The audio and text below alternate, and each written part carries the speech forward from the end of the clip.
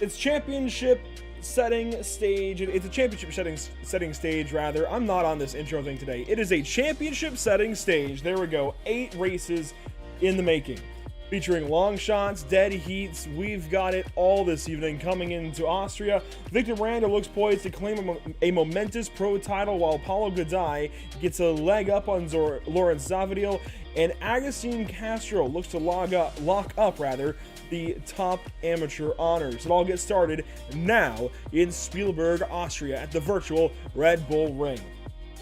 Hi, and welcome to Pit Stop TV in the virtual Red Bull Ring. I'm Andrew Cardinale IV with JP Costa alongside, and JP, this is easily, far and away, one of iRacing's best additions in recent years, always providing enthralling battles and exciting finishes, perhaps because of its simplicity.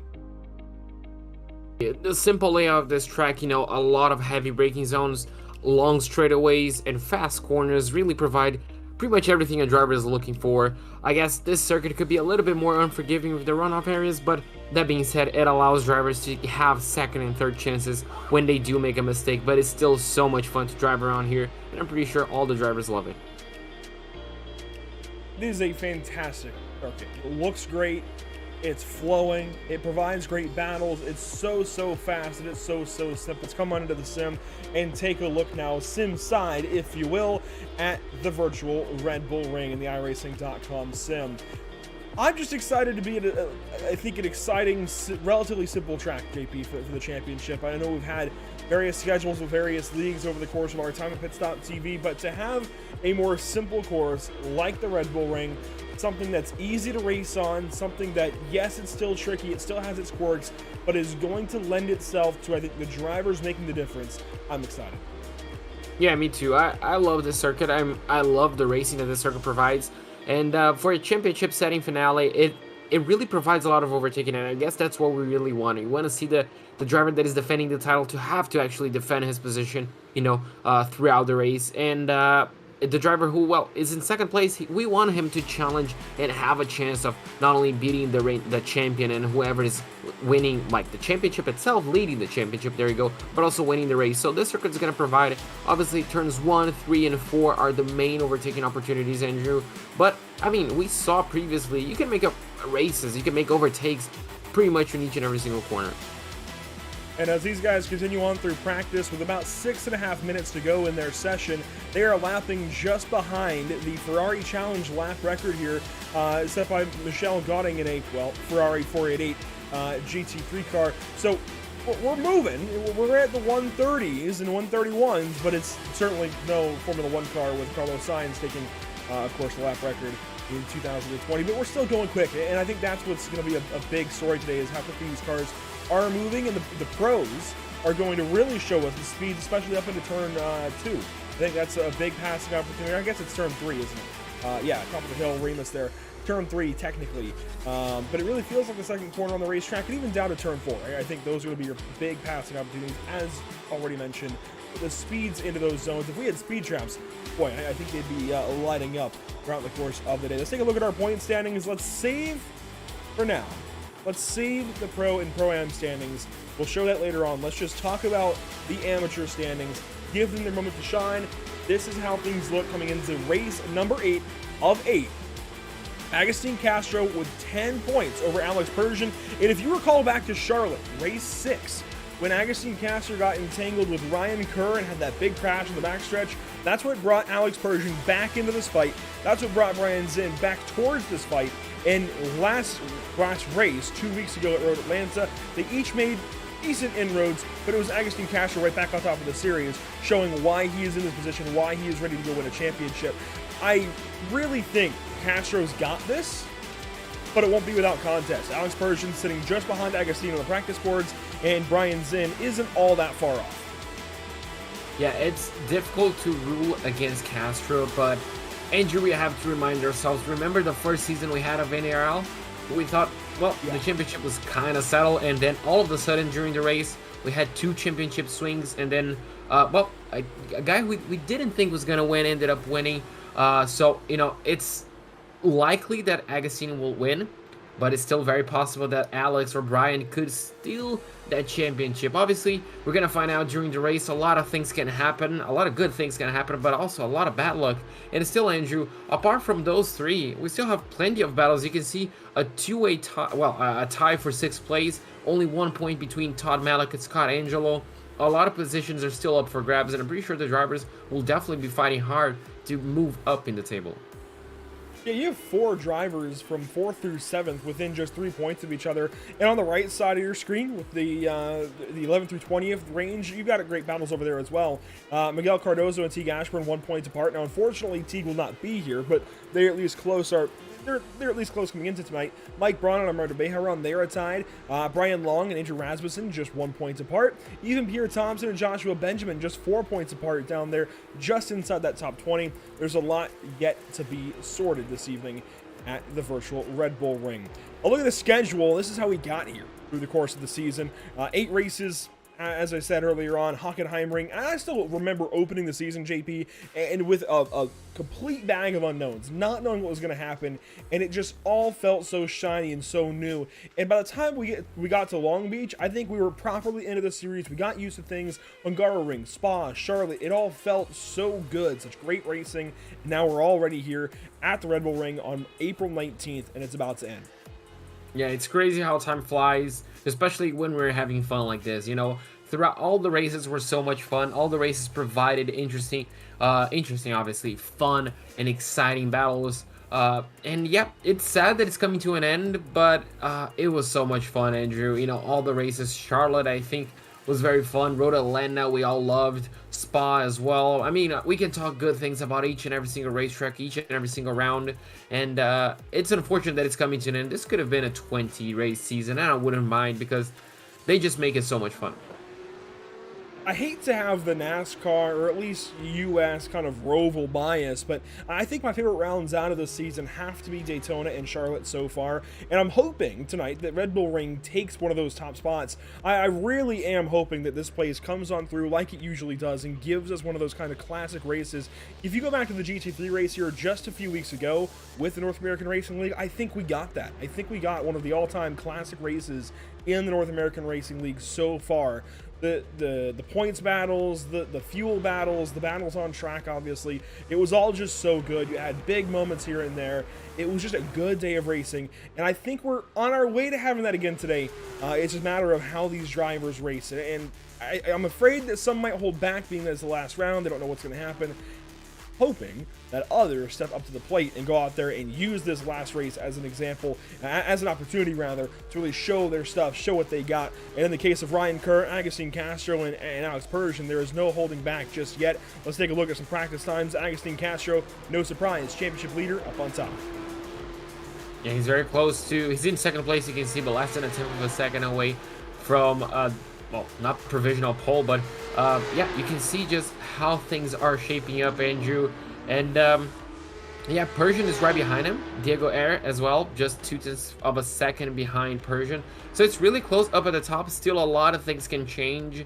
And obviously, we have experience from the GT3 side as well, that, you know, qualifying pace, you need to be close. But with the massive straightaways, you can really close up, you know, during, well, the start-finish line, the back straightaway, between start 3 and 4. It's really a lot of places to make up a little bit of time, especially if you don't lose them. Obviously, on the tricky part, the S's. Not the S's, but the long corners, the fast sweeping corners. The sweepers here definitely are going to be a challenge for the downforce of these cars. Of course, setups provided this season for the amateurs by VRS, and I can never say it, Pascalis, I think, Gurkis, I think I'm close. I hope I'm close. Fantastic work all season long to provide fantastic setups for these cars, for these drivers in the amateur class, and telemetry certainly as well, almost including it as part of the regular kind of setup deal that you get. It's just fantastic what the Virtual Racing School has done with this series, and it doesn't end here. They are involved as well with the Cash Days event coming up later on this year. In fact, in less than a month, in May of 2022, with the 24-hour race at Watkins Glen. So There's a lot of VRS involvement now in this series. It matches right up with Paradis, Satam Livery, and JS Consulting. It's just fantastic what this series has become, what this league as a whole has become. In fact, as I mentioned, we are having a 24-hour race in less than a month as a part of this league, and we are lucky enough to broadcast it. So there's just so much going on. There really is so many cool things happening with the North American Racing League, and it's thanks to all these guys on the left. And it really does impact this this championship. And what I was really getting to at the first place was downforce corners. There's a lot of them here at Red Bull Ring. I know there's only 10 corners here, but a lot of spots where downforce matters. And if you get past that slip angle of the tires, that little bit of the grip that you do have through the tires, you could find yourself backwards at any point on this circuit. Qualifying now opening up, though, for round 8 of 8. And it looks like, for the most part, I don't see our championship contenders on track yet. I know Agustin Castro's not out there yet. I don't see Brian Zinn on track yet, but I do see one Alex Persian in car 79, of course, now in that Moradnis stable. Such a big step for him to go up there and get teamed up with Quantum Pain Moradnis and sport this beautiful neon number 79. Yeah, absolutely. It's a great thing to happen to him. This is his first league racing season, isn't it, Andrew? And he's already made a name for himself. So it's really good to see him moving up already. You know, getting a great team actually, in fact. And well, we're gonna see if he can start his sim racing league career, I guess we could say, with a championship. But if not, he should really be proud of his season. You can see now Brian Zinn as well on track, opening up his first qualifying session, Andrew. And this is it. This is, I guess, one of the moments we've been waiting for. Obviously, qualifying is very important, and we're gonna see who has the fastest one-lap pace, who's the fastest in only 3-lap shootouts.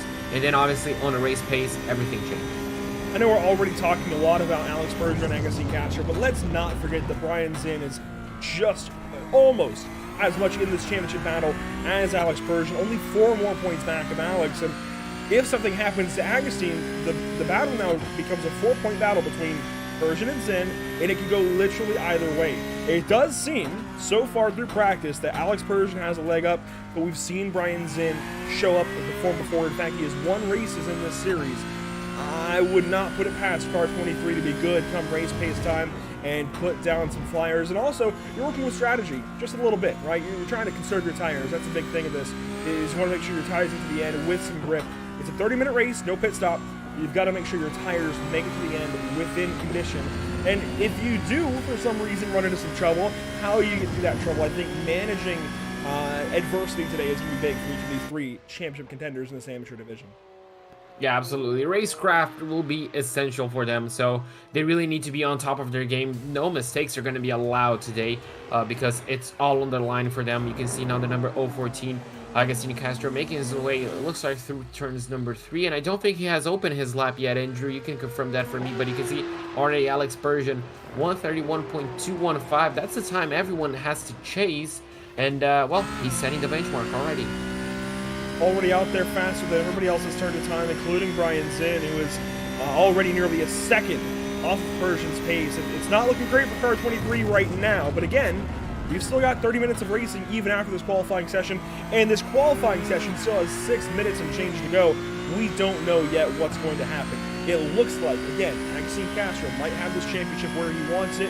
It looks like Alex Persian is better than Brian Zinn if it comes down to these two, but there's still so much to figure out. And again, I referenced that incident at Charlotte because we can see it happen here at the Red Bull Ring as well. It's one of those more chaotic circuits. There's a lot of places to make a mistake. There's a lot of, well, there's really not a whole lot of room for a whole lot of cars to go, even though we do have a smaller field size this evening. So there's a lot that is going to happen, including Agustin Castro completing his first qualifying lap. Let's see where he goes. It's a 1:38. Really? Yeah, that's probably just a bank. Yeah, it has to be a banker. We saw his time in practice, so I feel like I do see some damage on the left front. I wonder if he made a mistake.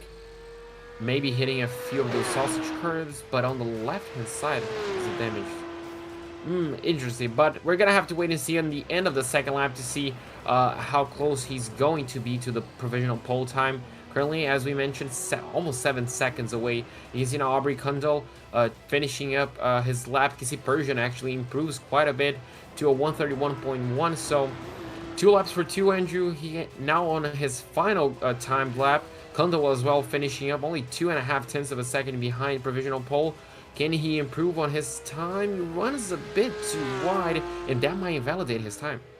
It's worth mentioning that Aubrey Kundal has exchanged his old livery out for this new one with the wrong stuff, so a new team joining Agustin Castro and Dre DeVos. That's really cool, actually. Dre DeVos recently reached out to me about something, but seeing Aubrey Kundal now with that team at the wrong stuff, that is very, very cool. Seeing Alex Persian get picked up at Moradness, Aubrey Kundal now at the wrong stuff, this is cool. Seeing these guys evolve as drivers within this series and teammates now to somebody that just might go out and win a championship here in a few, well, about 30 minutes or so. Agustin Castro out of turn number 10. How does his lap time compare? Just waiting to see 1:31.0. That's pole, yeah. Provisional pole, so... Wow. Yep. There we go, Andrew. So that was just a banker lap just to get everybody scared. Now Persian really has to answer. He only has this lap to try and dethrone the number 014. And, well, Castro is going to have he's going to be able to finish one lap. So this is all or nothing for Persian. We're going to have to wait and see if he improves. Runs a bit wide, clips a bit of that gravel we have on the outside. Does he improve? Yes, he does, and he goes pole. Oh, he invalidates it. It was an off track. No. Wow. He had the pace, so if that was a race lap, certainly he would have been a bit quicker than Agustin Castro where it matters, but just not quite enough without going a little too far off track. How about Brian Zinn, though? Brian Zinn has actually wrapped up his qualifying effort. He's already completed all 3 laps, so he is on his, well, his dead lap now. At the end of his session, 13th quick. Over a second and a second and an eighth off of our pole time. That is not what you need if you're Brian Zinn in that 23 car. No, absolutely not. Clearly, the qualifying pace is not there today. But, well, you don't make points in qualifying. He really needs to keep his chin up. You know, he's only going to score points. Actually, you do score points in qualifying, but that's not where the big points are. He really is going to have to focus on the race. You can see now Pierre Thompson as well finishing up. Looks like his lap is currently sitting only a quarter of a second behind Persian. So, a lot closer lap times, Andrew. I'm liking what I'm seeing, and this should provide us with really good racing if these drivers, well, retain this pace, and obviously they translate we are seeing qualifying on the race. You can see Pierre Thompson currently in 3rd place. He might just have invalidated his lap time, and looks like that was slower anyway. Now, does Brian Zinn dart into the pits, or does he get a little bit of extra practice around here? And the answer is going to be the second option. He's just going to get a bit more practice, Andrew, which is, well, it's not a bad idea, is it? Especially if you're fighting for the championship. Certainly not at all. It's always good to get those extra few laps out here. I really like when drivers do that, no matter what the series, no matter what the discipline. Just getting extra laps in qualifying is always a good idea. Here's Eric Staropoli on track, car 55. Now, he has run both of his first and second lap times, but he has not turned a lap yet. So technically, he's turned 2 laps, but he hasn't actually registered a lap without going a little bit too far off track. We'll see if he can do so here on lap number 3. Get a proper qualifying effort in. Now, his last lap with an off track, which I think may have been a bit of a spin or a slide, was a 1:39.8. This lap across, it's nothing to write home about, but it does go 16th on the board, which is ahead of guys like Sean Patterson, Joshua Benjamin, Dre DeVos, Robert Guadagnoli, and Mike Weir. So that's actually a pretty solid lap there for Staropoli to get his first lap on the board, and Mike Weir will come to a stop. And you know what that means, JP? There is no longer I think he's in a practice to start, but he is the only car moving out of our entire 26 car field in this session. So we might have a minute with no cars. Yeah, but looks like he's gonna save us the number 20. Might just be practicing so a little, maybe just a few more starts. With 1 minute, I don't think he's gonna have enough time to go back to practice the pit lane entry, which is also one of the trickiest ones we had. Is he gonna practice another one? Yes, he is. You can see holding the clutch and trying to get it launched. And yeah, this is also an opportunity for us to talk about, Andrew, how important the starts are, especially on these cars. You know, you really have to get it nailed down because you can either lose or win quite a few positions. And he does toe to the pit lane. One thing I want to talk about is actually the interior of these cars, if we can get one here. So you can see, this is actually a great way to show it. This is one of our cameras on board with these cars. Those dash lights right above the word Porsche, right in front of the driver. you can see those lights. We're going to talk about those today because I think we're going to have some lockups into a bunch of heavy braking zones. Turns 3 and 4 come to mind. Turn 1 as well, potentially. Even turn 9, you might be able to see the rears lock up a little bit. So we might be talking about those dash lights just a little bit and seeing if guys lock up a little too much through the course of today's racing. We're expecting 20 laps, it looks like, in our amateur race. That's 30 minutes of racing. Let's go ahead and meet our starting grid for round 8 of 8. On pole, you have, of course, Jason Castro, championship leader, comes in with a 10-point lead over the guy starting right over his shoulder, Alex Persian, in that car 79 now for Baradness and Quantum. Starting in the 3rd spot, you've got Pierre Thompson sporting a Red Bull livery. It's fitting then that he is doing well today at the Red Bull Ring, and Dan Willis will start from the 4th place, also for Baradness, teammate to Alex Persian. So you've already got some team help there if you're a fan of car 79. Starting 5th, you'll find another Baradness car now, or so it seems per the YouTube chat. You've got Ryan Kerr in car 888. Jeff Castillo rolls off in position number 6. Starting 7th, it's Aubrey Kundle. 8th, Scott Angelo. 9th, Milan Harrison. 10th, Ilya Speaker. 11th place goes the way of Todd Malik. 12th place, Diego Eri. On row number 7, we're going to have Armando Bejaran in 13th place. 14th place, championship contender Brian Zinn. 15th place, and starting row number 8, we're going to have Max Tinkerell and Eric Staropoli in the outside. 17th place on the inside line, we're going to have Sean Patterson. On his outside, we're going to have Joshua Benjamin. And on row number 10, we are going to have the drivers of the name Andrea Divas and Robert Guadagnoli. Starting from 21st, you'll find Mike Weir in car 20, and then it's Will Coffey in 22nd. 23rd, it's Julio Contreras in car 525. Mike Braun rolls off 24th, and Clarence Rosa makes it an even 25-car field, it looks like. I think I mentioned 26 at some point. It is 25 cars here, ready to go for 30 minutes of racing.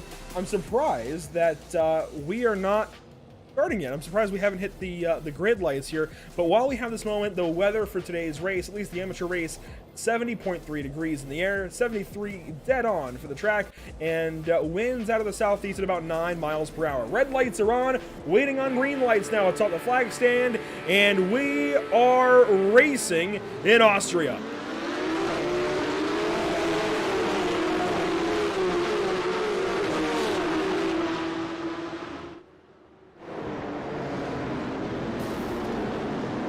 Already got some crashing further back. Cars flipped over. Diego Eda up on his wheels. Oh, up on 2 wheels anyways. And Aubrey Kundle with some damage. The rest of the field, though, Agustin Castro and Alex Persian. They head JP, our top 2 of the championship, dueled out of turn 3. Persian with the advantage. Persian got a really good run, already got the lead, and you can see Castro tried to challenge him, but wasn't able to do it, and he's going to have to hold off for 2nd place for the time being, as looks like Persian is, trying to check out early on this race. So a really good start for him, exactly what he needs. Persian currently sitting a bit cautious. We have another move for 4th place, where it looks like, and extra moves on the mid-pack. So looks like, Andrew, we're going to have quite a fun start to look at. See our leaders diving down into turn 5 for the first time. A great look there at the kind of, it feels like a stadium section with the, of course, the bowl through the gateway there. I am so surprised that we had that big turn 1 melee. We'll get a replay of it after lap 1 commences, after it finishes up, after it's complete. 2nd place, you'll find Agustin Castro. 3rd, Dan Willis. 4th, Pierre Thompson. 5th, Ryan Kerr. 6th, Scott Angelo. 7th, Todd Malik. 8th, Jeff Castillo. 9th, Eric Staropoli. And Brian Zinn will check in the 10th spot after lap 1. And Todd Malik goes for a spin out of turn 10. To promote Brian Zinn up to the 9th position as the Oceanic Coffee Samsung Blue number 150 gets turned around. Let's take a look back on our Pit Stop TV replay, JP. I think we've got a little bit to look at.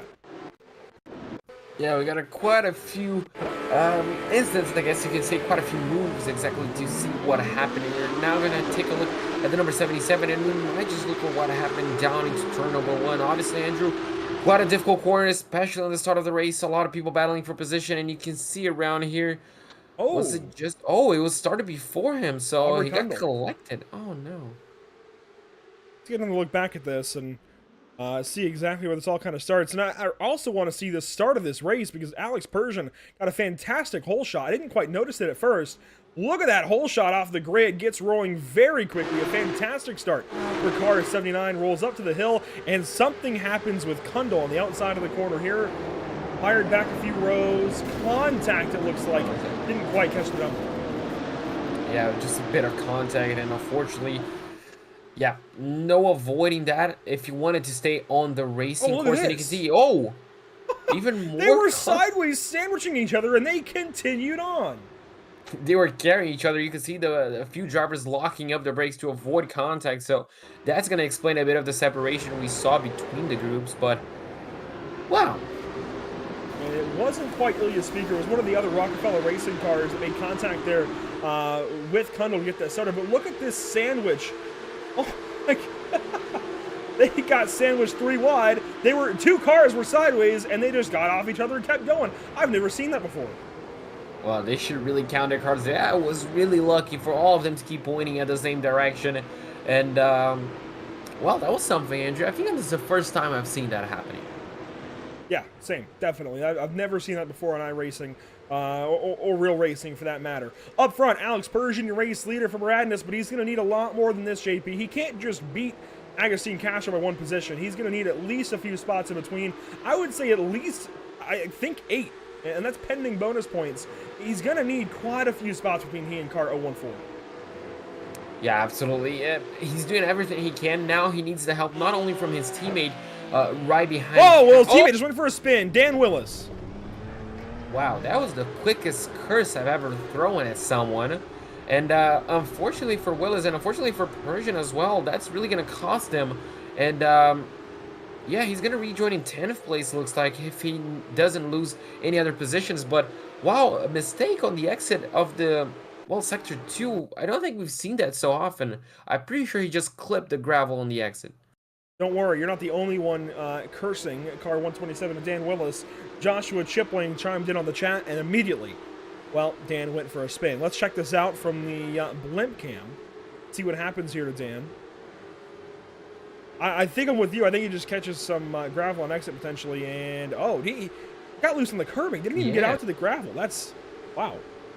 Yeah, I think it was loose on the exit, and I'm not pretty sure if it was power. Maybe the curb on the entry upset his balance a little bit. But yeah, he was just already loose, because if that was on the gravel, he would have gone way more sideways. But yeah, unfortunately for the 127 injury, he had really good pace. He was challenging Agustin Castro on this early stage of the race. So he has the pace, he can really fight back, but that battle for second for him, I'm pretty sure it's over. Unfortunately, that takes all pressure off of Agustin Castro. Now, we don't exactly have favorites, but I think it would be nice to see Agustin have to race for this one. We never like when a driver is able to cruise away to victory, do we? We like that drama. So as great as this is for Agustin, it wouldn't be bad to see a bit of a battle here. I wonder if Pierre Thompson can step up. As, oh, we've had a crash. Armando Bejaran and Mike Braun, it seems like, in trouble.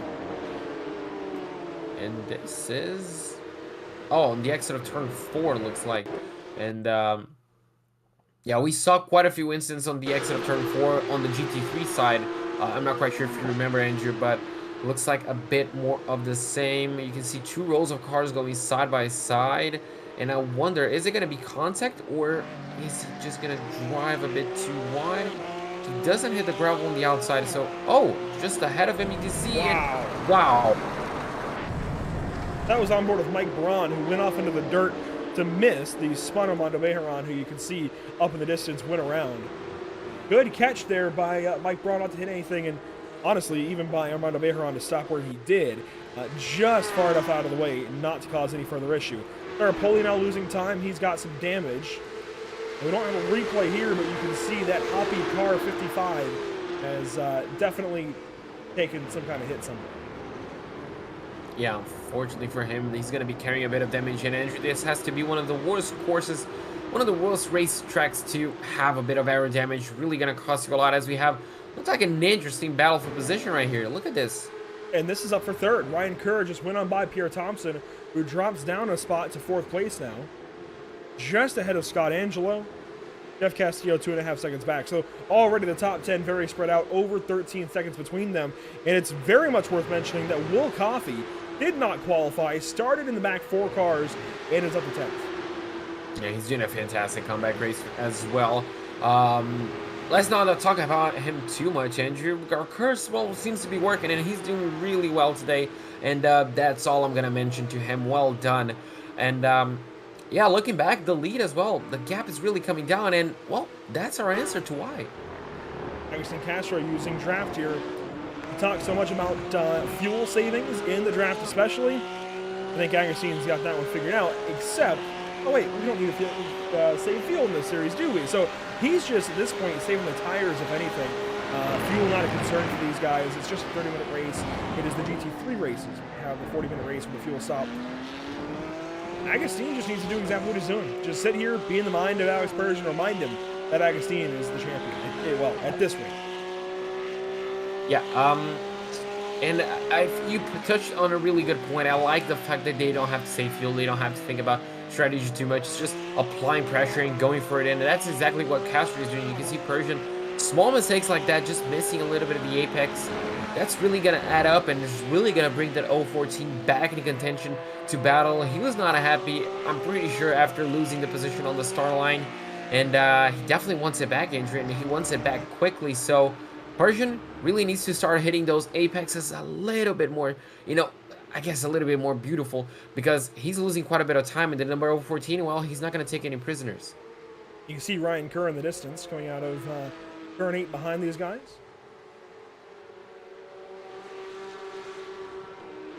This is just a nice little battle at this point. Really not even a battle. Alex Persian just trying to lead this race, and I think being reminded that, well, here we go. This might be a battle. Castro looked to the inside for turn 1, thinks better of it, stays in behind. As just about 10 minutes have gone on by here at the Red Bull Ring. These amateur races feel just enough like a sprint, but just enough like an endurance race. They're kind of in between. Kind of like this sweet spot. Yeah, this seems like a really good, and, well, it looks like we might have a really good move. No. 014, Castro's not really committing to the inside too much. You can see he's pushing, but the number 79 just has him pretty much toned down at this point. You can see he's really defending well. And yeah, these races have been absolutely amazing. We still have 20 minutes to go, which makes me really happy because, well, Andrew, we had 20 more minutes of this. So watching these two up front, let's fall back a little bit. Dan Willis, who had that slide out of turn 6 a little while ago, working on Joshua Benjamin here for the 7th position.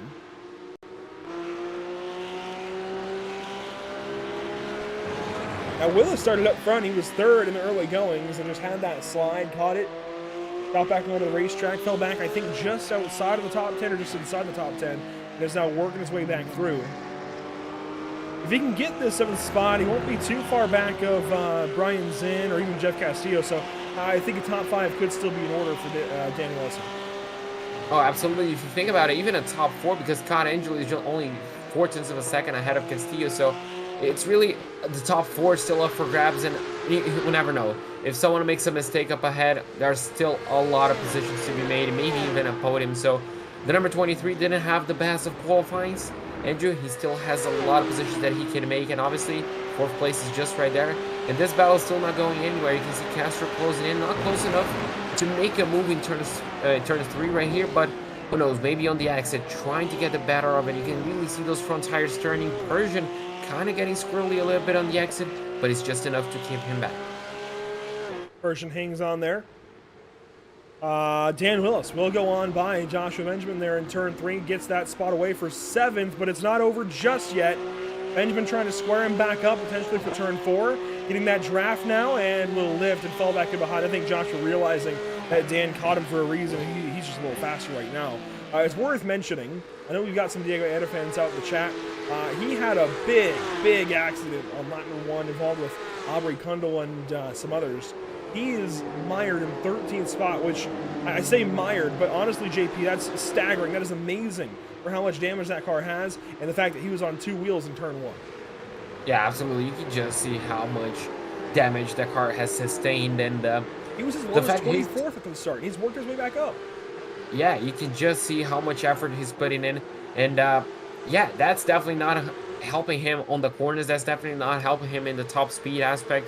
It's just crazy how much pace he has, and Andrew, at this point, I guess we should start considering what could have been for him. Yeah, the car clearly has got something here. It was decently quick in qualifying. I think qualified, well, you can see 12th. So nothing too crazy, but certainly I think top half of the field. And would be outperforming where he is currently, especially if he had gotten by that incident, but that incident still happened. He'd be well at the order, so very unfortunate there for Diego. As here we go, our leader is working out of turn 3 once again. Do you fancy turn 3 or turn 4 for a move? I feel like turn 4, that's really good. Depending on the situation. I guess if I get a really like side-by-side action, turn 3 might just be good enough to hold a position, but obviously turn 4 right here, Andrew, I guess it's easier to spread a little bit wide and force your competition to essentially mistakes like this. I wouldn't expect this move right here, especially in a Porsche Cup, but, well, Castro is definitely not holding back. I'm loving what I'm seeing from him. And, Andrew, you mentioned you wanted to see him doing on track. This is kind of what we expected, isn't it? Yeah, Castro taking some chances here. I like that. I like that he's racing for this win. Doesn't want to just collect the championship. So much respect there to Agustin. He could absolutely ride in this spot and not at all worry about this battle and just take the championship. He's got enough points to do it. He's got 10 points back to Persian coming into today. He could just about relax. Although, well, the drops shouldn't change with these guys up front. So there shouldn't be any change to that. There shouldn't be any circumstantial, really anything. But it should just be a straight up battle between these two so long as neither one of them drops down the order. Brian Zinn, though, let's speak about dropping down the order. Brian Zinn is working up the order into 5th place now, JP. He started pretty deep in the field, 14th, and he's gotten up into the top 5. Yeah, he's definitely making some inroads, which is exactly what he needs. Obviously, the worst case scenario for him, Andrew, is that both his championship contenders are ahead of him, so he's definitely not going to be making any points on them. But, I mean, starting 14th, being 5th, and, well, being as high as 5th currently, and he's doing a good race. He still has Scott Angelo just ahead, and then obviously another 3 seconds to Kerr. But, I mean, the race pace is what matters, and it looks very strong. The top 2, meanwhile, it's so tough to go anywhere else in the field with these two so close together for the championship. Again, Persian comes into today 10 points back of Castro. They've worked themselves out to a 3-second lead over Ryan Kerr. At this point, it's mano-a-mano, right? These two are just going to square up and at least fight for the last race win of the season. It might not mean anything for the championship. Persian still might not win it, even if he wins the race. But at this point, they're squaring off in the final round. It's a matter of who's got it. Yeah, absolutely. And obviously, bragging rights as a racing driver. You obviously want to, win the last race. If you didn't win the championship, you can tell your competition, all right, look how strong I was, so, get ready for next season. Alex and has more race wins. He does, doesn't he, actually? This is big.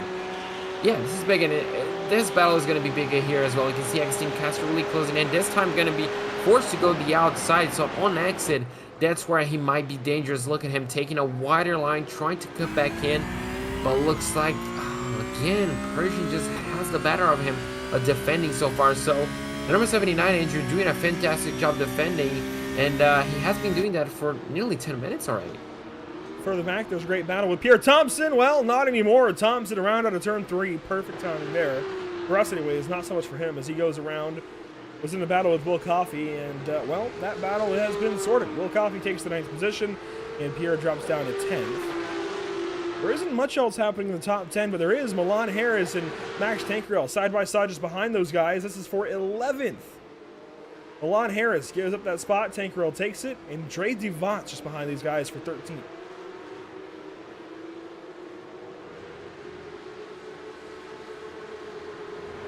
Devant's battling here with Staropoli.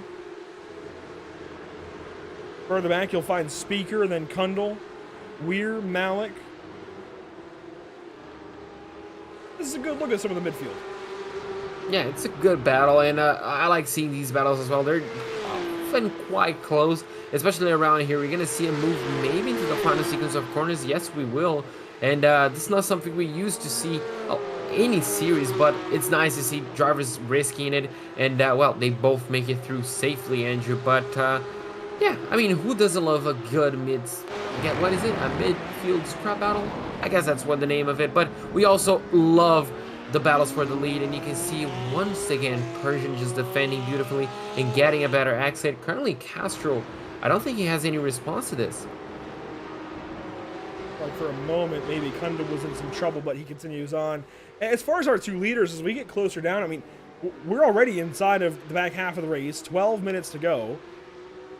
I just don't know that there's any shaking Agustin Castro. He might not go past Persian for the race win, but he's certainly going to keep him honest, as Milan Harris does have a problem here. Turned around in turn 3. It's a dangerous spot to be parked. It's a dangerous spot, but he managed to get out of it quite safely. But, yep, I don't think there's any shaking up the top two currently, Andrew. They seem to be mistake-free so far, and it's exactly what you want. Now we're going to take a look at exactly what happened to Milan Harris. And this is going to be on the uphill towards turns 2 and 3. He's looking to the inside. He cuts quite aggressively, and that's going to allow his competition to essentially look to his inside as well. And is there a little bit of help? Yes, there is. I think his car is already over-rotating, but gets tagged there by Eric Staropoli, goes for a spin, and has to park and let most of the field go on by him. Milan will drop down to 20th position now. Heartbreaking for him. He was putting a good run together. Inside the top 15, and now well down the order. A little further up inside the top 10, though, Dan Willis and Jeff Castillo might do some battle here. This is for 6th. Only a couple of tenths apart. Honestly, aside from our leaders, this is the best battle in the top 10. Yeah, this is a really close battle, and it might just be solved soon. You can see now the exit that Dan Willis got. Is it good enough? No, not quite. Castillo again. Well, not again, but just like Persian, getting a really good exit and maintaining that position for the time being.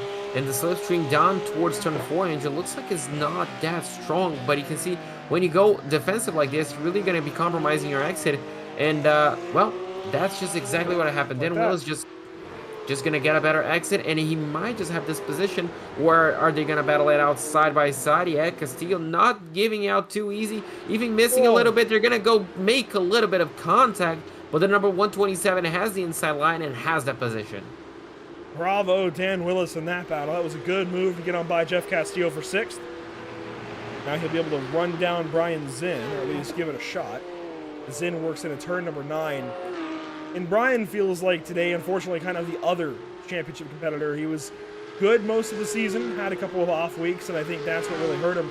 Otherwise, I think we'd be talking about Brian Zinn coming into today just about tied up with Agustin Castro, or at least ahead of Alex Persian. I thought overall his consistency was better than Persian's, although Persian had the more race wins and whatnot, had flashier finishes. It just seemed like Brian Zinn was always right where he needed to be. For the most part, just those couple of races where things went awry. Yeah, absolutely. And you know, it has been a fantastic season for him, Andrew. And I mean, there's a reason why he's only 4 points behind Persian.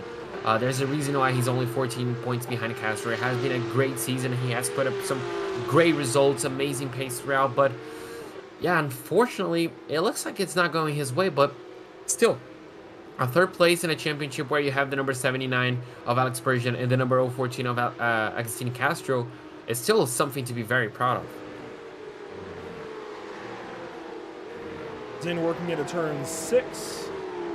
He's just in a pocket of his own. He's got 2 seconds ahead, a second and a half behind. In fact, this blimp shot will kind of show it. He's just in his own pocket, minding his own business, working through this race.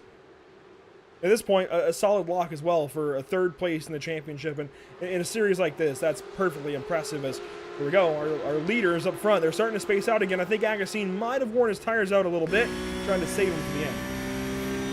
Yeah, maybe just waiting for a last lap dash. Maybe just, yeah, as you mentioned, overheating a little bit, taking a bit of space and trying to line Persian up for another attack. But yeah, Persian has done an excellent job defending Andrew. Only 8 minutes to go. He hasn't really cracked under pressure. Yes, we saw him making a few mistakes, you know, missing a few apexes. There we go. And but I mean, no really big mistakes. Defending really well, and currently Castro, he has no other option. There's no way he can find himself past the number 79. Just sitting on board here with Agustin Castro. Again, this top 10 is rather spread out. The only battle that we had was Dan Willis working through the field. Now he is getting closer to Brian Zinn. That could be a good fight for 5th now. But at this point, it's a matter of chess at 100 some miles an hour between these two. Agustin Castro just working on Alex Bergen, has been the entire race. When we talk about passing opportunities, JP, but it seems like these cars are kind of working against those passing opportunities. What do these drivers have to do to try and maximize the chances for a pass in the hard braking zone? I mean, obviously, it's just getting a good... I feel like the first step is obviously getting a good enough run. I like corners like this, trying in any way, sort of form to upset the driver ahead of you, to make just even a small mistake, to really get a speed difference. But obviously as well, Andrew, just getting brave on the braking. If you really are confident and obviously, you trust a lot of your machine, you can really go deep and pretty much lick the stamp and send it down the inside. And opportunities like this one, you can see Castro closing in. It's probably not going to be enough, but he can brave it around the inside, down the inside. Will he? You can see just takes a look, trying to upset Persian, but not good enough. But yeah, he's just getting good enough runs, trying to upset, and if that doesn't work, well, try to go for a crazy move. I do enjoy just watching onboards here, what these drivers are doing. We talked about the lights there on the dash earlier on. It seems like Agustin managing the brake pedal nicely. So what you see are the shift lights. So there are lockup lights that come on when you chirp the, not chirp, but there is no ABS in this car. So when you lock up tires, it will show lights to show exactly what corner of the car is flashing. If you see that, you kind of explain that. But really what you're watching is the shift lights, the RPMs running up through each gear. You see, obviously, when he pulls fourth, there we go. It drops back down to just the one green light, or it's back up to the gear. So if you're a little newer to racing, maybe a little more casual, one of the family members or one of these drivers, that's what you're looking at least with that dash. There's other telemetry on there. You can see the lap time and other stuff like that the drivers can see. It really is one of the more helpful dashboards, I think, in most of road racing. Fantastic setup they have in this Porsche 911 Cup. Yeah, absolutely. And I'm not quite sure in this car, but on a few other GT cars, you also have the option to cycle between different dash to get different information. So it could come down to driver's preference, but I'm pretty sure, Andrew, they're all going to stick with the main one that Porsche also uses, because normally that's all the info you need. You only need lap times, fuel gauge, and probably speed. That's about it. Other than that, well, pretty much information that you're just going to glance whenever you have some free time. Something that these two definitely don't have.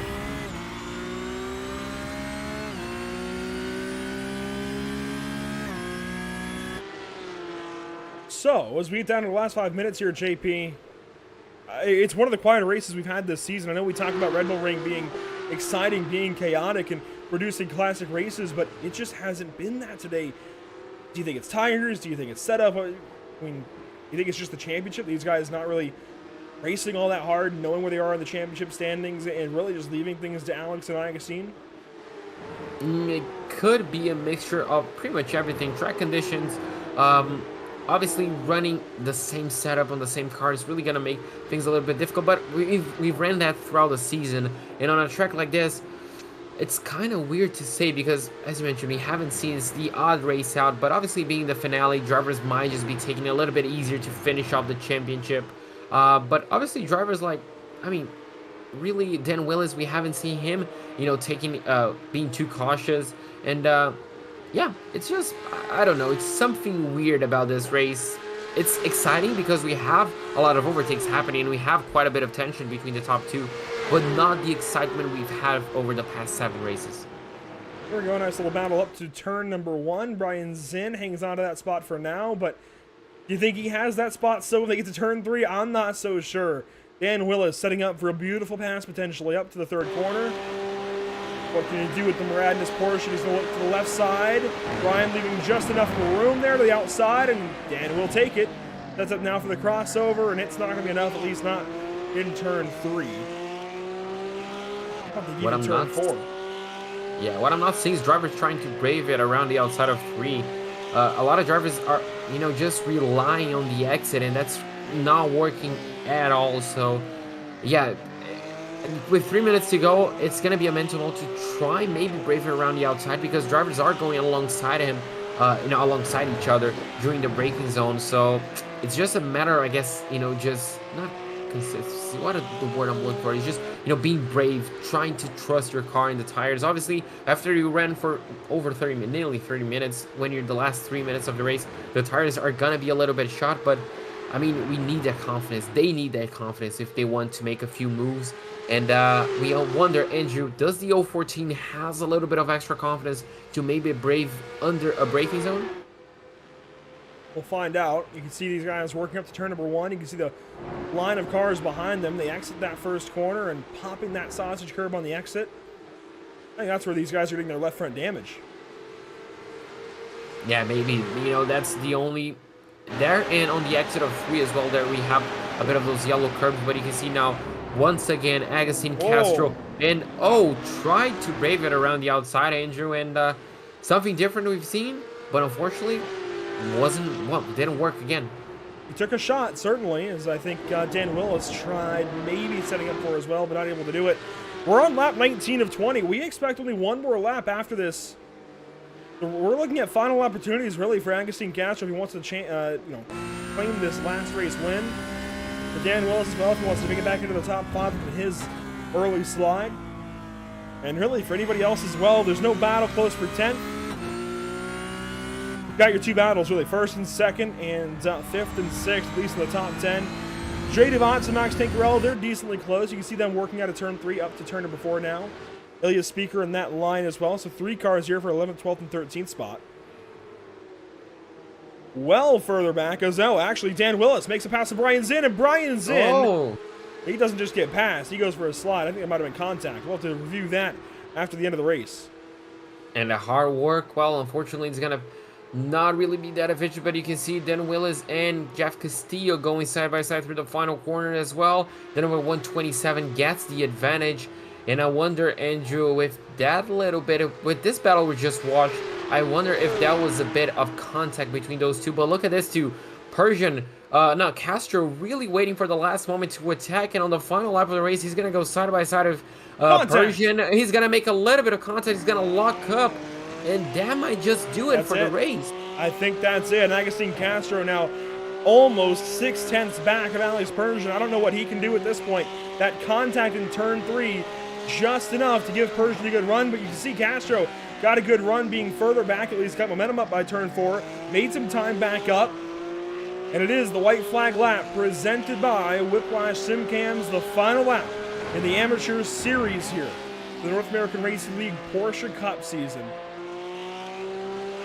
Just a few tenths now, 3 tenths, about a third of a second for Castro. He's closing back in, but is it going to be enough? Really, one more shot in 9 and 10, and it's a slow exit there. Alex Persian going to pull on car 014, so it's going to be Alex Persian down to the checkers in a few moments, so long as he doesn't mess this up. Can he hold on over Agustin Castro? The answer is yes. He will withstand through the pressure, rather, a little bit wide at corner exit, but it is a win for Alex Persian at Red Bull Ring and a championship for Agustin Castro. Really good race from both of them. Really good championship from both of them. I mean, they should be really happy about it, Andrew. They proved why they were 1 and 2, not only in the race, but on the championship as well. You can see now in a few moments, we're going to have Brian Zinn also crossing the start-finish line, and he's going to finish 3rd in the championship. And, I mean, what a championship we've had, Andrew. So fantastic. Kind of came down to the line, but the battles we've had, they were amazing. Your top 10 is final, at least for now. Brian Zinn takes 8th, Joshua Benjamin 9th, Pierre Thompson 10th. Tankerell comes across, Devantz, Speaker, Beharan, and Clarence Rose will be next, a little ways ahead of Mike Weir. And the rest of these guys, they're all split up, decent gaps between them. And they will wrap up what has been a fantastic season of racing with the amateurs here with the North American Racing League Porsche Cup cars. I've enjoyed it, although I think we've had more exciting rounds than that. I'm surprised tonight wasn't a little more electric as Alex Persian cruises along with another race win, and Agustin Castro will cruise along to a championship. Yeah, it was an exciting race, but I think we set our bar too high, Andrew. Maybe. We had rounds like Charlotte and Long Beach in there, Daytona, as I mentioned, even Road Atlanta last week. A whole lot of drama in each of those, and oh my goodness, a penalty at the end, And Agustin Castro will be credited with the race win here at the Red Bull Ring. A penalty for Alex Persian drops him to 16th. I noticed he ran a little bit wide there in 10 on the final lap. I think it was just a little too wide for iRacing, and it gives him a penalty. Well, there you go. Agustin Castro not only celebrating the championship, Andrew, but also victory on the final race of the season. And there's good reason why.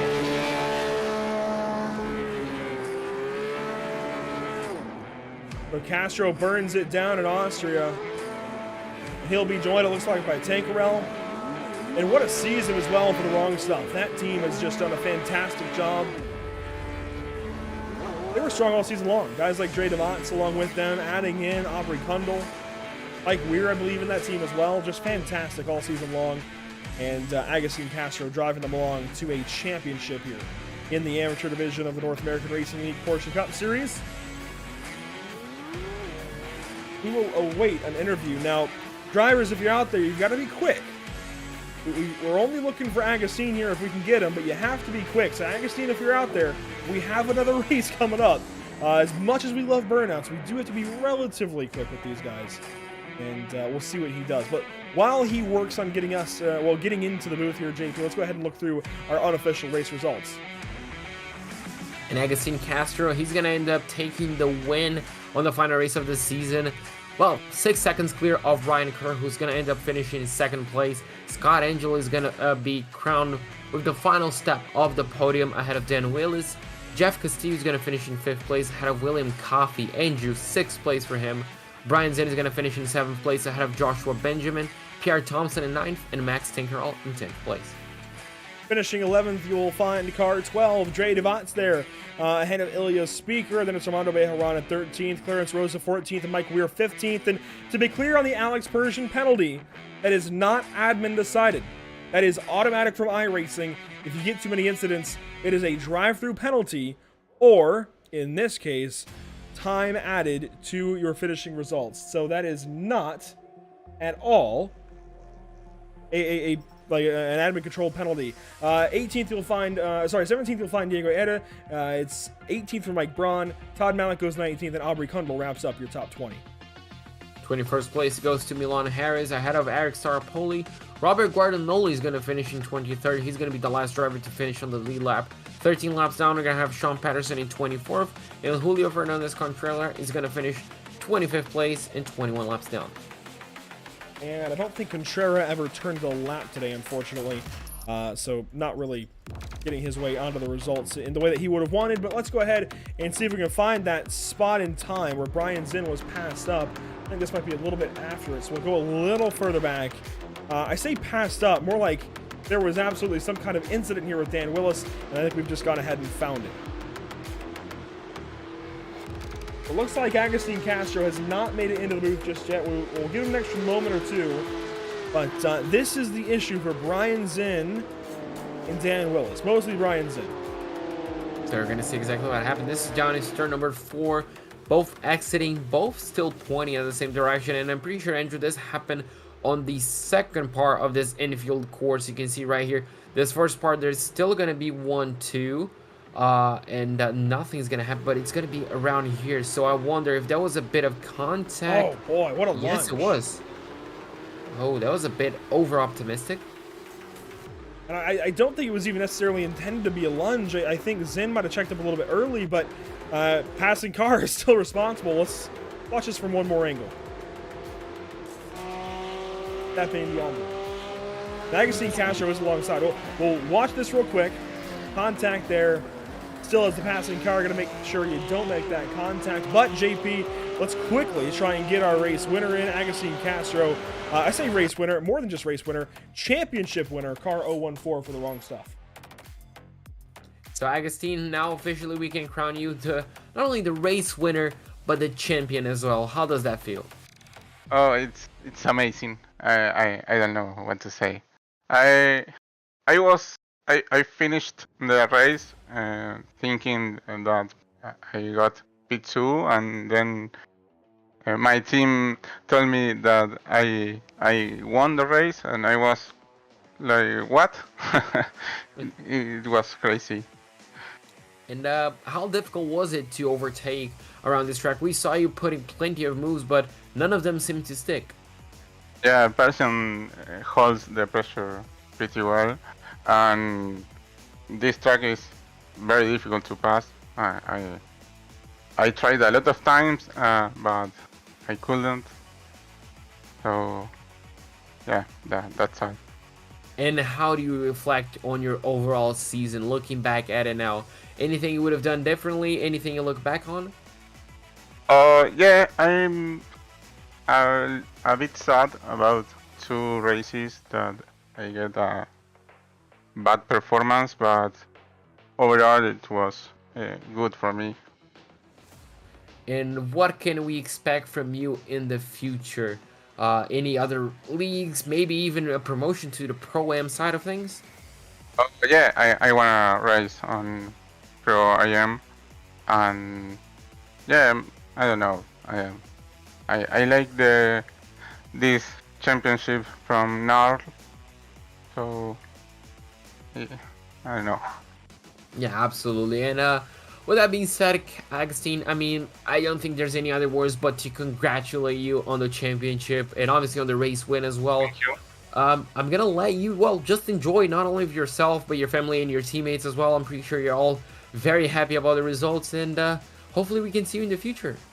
Yeah, special thanks to my team and for my best friend Lucas, that he helped me a lot to improve my times, and yeah, thank you. Absolutely. And well, go enjoy your championship. Andrew, that was Agustin Castro, race winner, champion. I mean, it's a good day for him. It is a good day to be Agustin Castro here, especially in Austria, claiming that win, not how we ever would have thought. I think that's certainly fair to say. Again, that is an iRacing penalty, and it turns out it was an iRacing slowdown as well, so it wasn't even that he accrued too many incidents, JP, it's that he extended the track too far, and the iRacing deemed that it was just too much, gave him a slowdown. He was not able to serve that, of course, in the 2 seconds between that part of the racetrack and the checkered flag, so that was it. He had to take the penalty, the time penalty, as opposed to serving a slowdown, and, well, unfortunately, that relegates him down to the 16th position in the results, and likely as well relegates him to third in the standings. Not even second now to Agassi, but likely third place. Big championship implications there for Alex Persian. That said, we have got race 1 in the books. The amateurs, they are done. That gives way then to the pros and pro-ams. We'll be right back in just a few moments with more racing from the Red Bull Ring.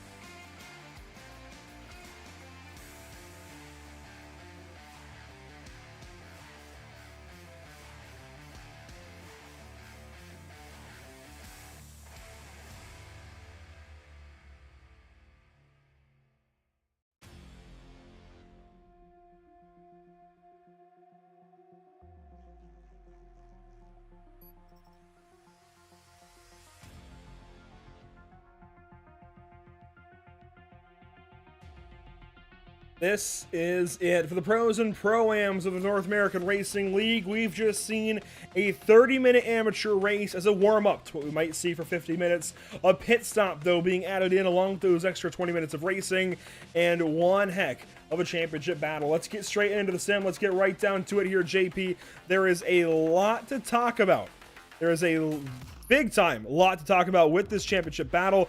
I think most namely the fact that, well, if we go to the sim, there we go. It's 20 points apart for the pros. Victor Miranda looks great.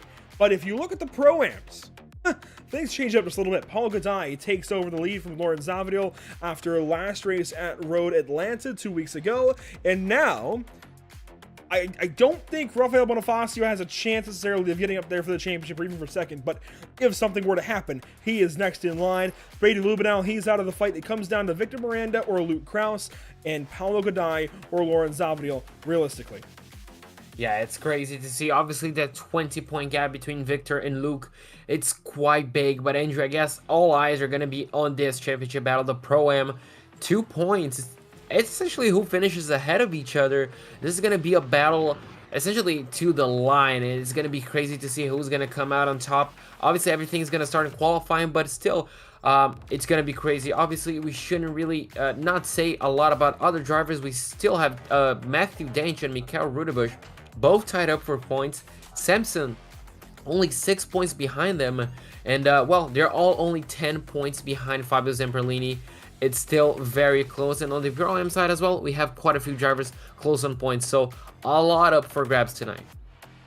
Definitely, things are close throughout the midfield, but really we're looking at that Pro-Am battle. Paulo Gadai and Lauren Zavadil, it's realistically the best finisher. Now, there might be other circumstances where maybe Lawrence finishes ahead of Paulo and he doesn't win the championship, but realistically, it comes down to the best finish between these two. That's likely your champion between Paulo Gadai and Lauren Zavadil in the last round of the Porsche Cup season. Look at that! Lauren Zavadil up to purple. Isn't that timing? Now, Andre Melcher just does go faster. Let's get down to it then for qualifying as these drivers start getting their lap times in. Right to the top goes car 25 of Andre Melcher's, and he'll now pull to a stop and come back in and reset. Matthew Dench will do the same after going second. And Lawrence Zavadil, Pro-Am, he's looking good for PSM.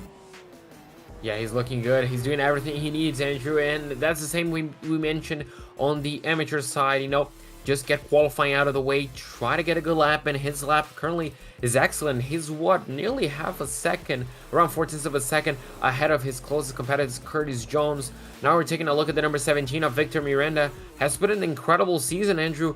Not as many wins as his competition, but consistency was the key to his success.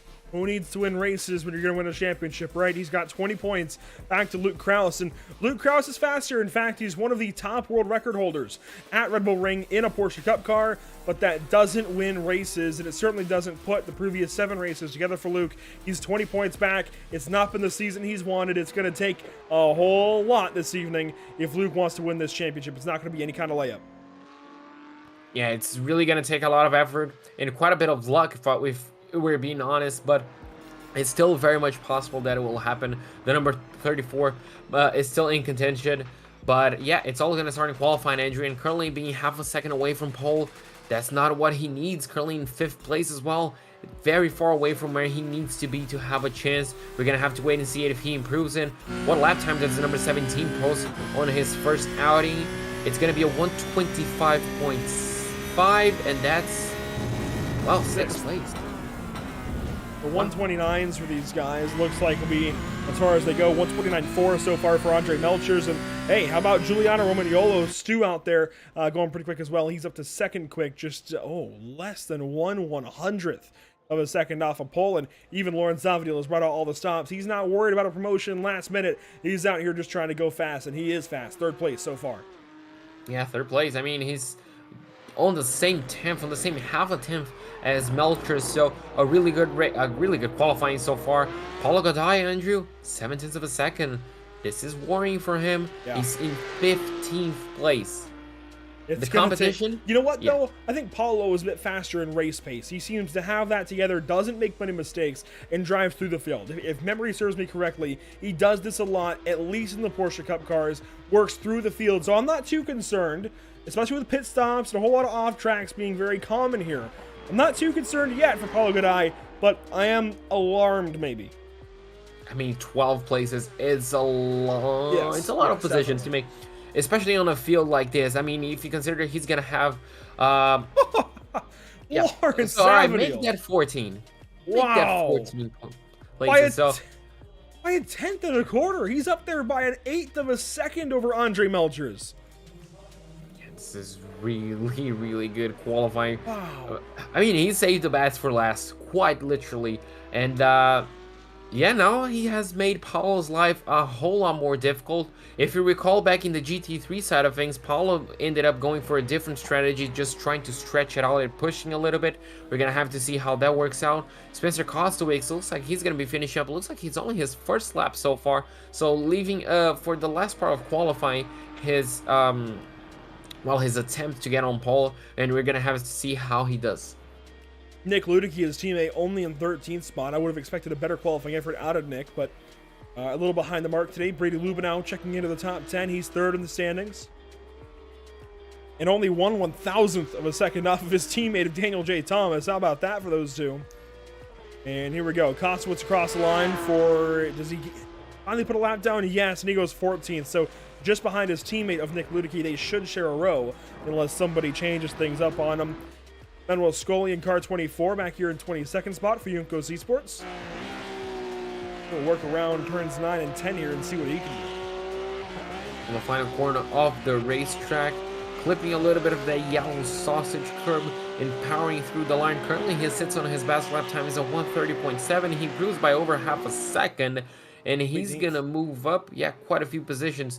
Now Melchers, Andrew, he wasn't able to improve on his previous lap, if I'm not mistaken, so this might be his last opportunity.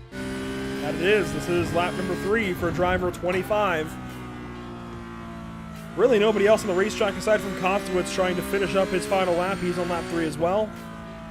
And M. Taki and Justin Singh not taking to the track so far in qualifying as we hit a minute 40 to go. 27 cars for our final race this season. Oh wait, qualifying, it might be over for Melchers. Look at his time. It's currently a 140. Oh yeah, you're right. It is. That has to be an outlap. You're absolutely it's correct. over. Good catch. Yeah, so, so it looks like he's going to be sitting on his second place so far. And for the first time this season, Andrew might have a Pro-Am in the overall pole position. The first time ever. Yeah, first time ever, actually. And what a time for Zavadil to really put a good lap in. Kostowicz up to 9th. Yeah, really good improvement for him. Wow, good lap there out of Spencer. Goes well up the board into the top 10, moving Daniel J. Thomas down to 10th, and Brady Lubinow outside of the top 10 into, fittingly, 11th position for car number 11. So it looks like nearly a second here with no cars on the racetrack. Not a single soul is in their car currently. Let's take a look then at how we got here. Once again, the schedule to this point. This is how things looked. We opened the season back February 15th, 2022. We've gone through each of those rounds: Hockenheim, Daytona, Long Beach, Hungaroring, Spa, Charlotte, Road Atlanta, and Red Bull Ring. And now here we are, round number 8. And this is, again, the championship picture. It's very close, and it's interesting to see how the championship, especially swang. I'm not sure even that's a word, Andrew, swang, but it was definitely swinging between Victor Miranda, Luke Krause, and Andre Melchers on the pro side, and obviously between Paulo Godai and Lawrence Zavadil on the Pro-Am side. And I feel like that's one of the things I love the most, you know, seeing the performance swing from one track to the other. Obviously, this track seems to be favoring Lawrence, I mean, more than any other driver, but, you know, it's still, he's only 2 points behind Paulo, so overall, Paulo has had, I guess, a more solid season, and that's reflecting on his championship standings. Yeah, Lawrence Zavadil going out there qualifying on pole overall, just outright. That's beyond incredible.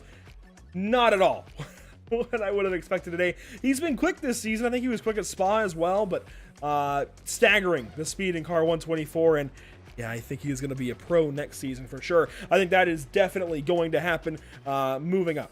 Absolutely. Anytime he enters anything, I think Scott Racer will be quick to move him up into the pro class. He is a wheelman. With 4 minutes in warm-up here, let's go ahead and take a step aside just for a few moments. We'll catch our breath, we'll grab a drink of water, and be right back to you with Pro and Pro-Am racing from Austria.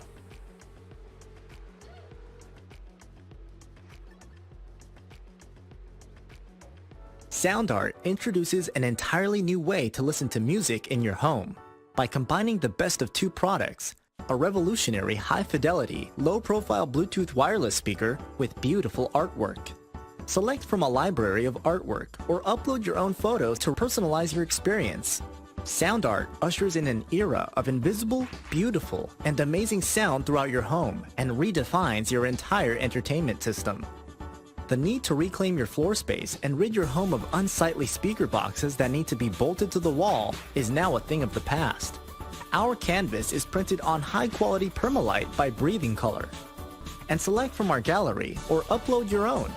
Standard sizes include 16 by 20 and 18 by 24 canvas wrapped. Custom sizing is available, as well as surround sound options.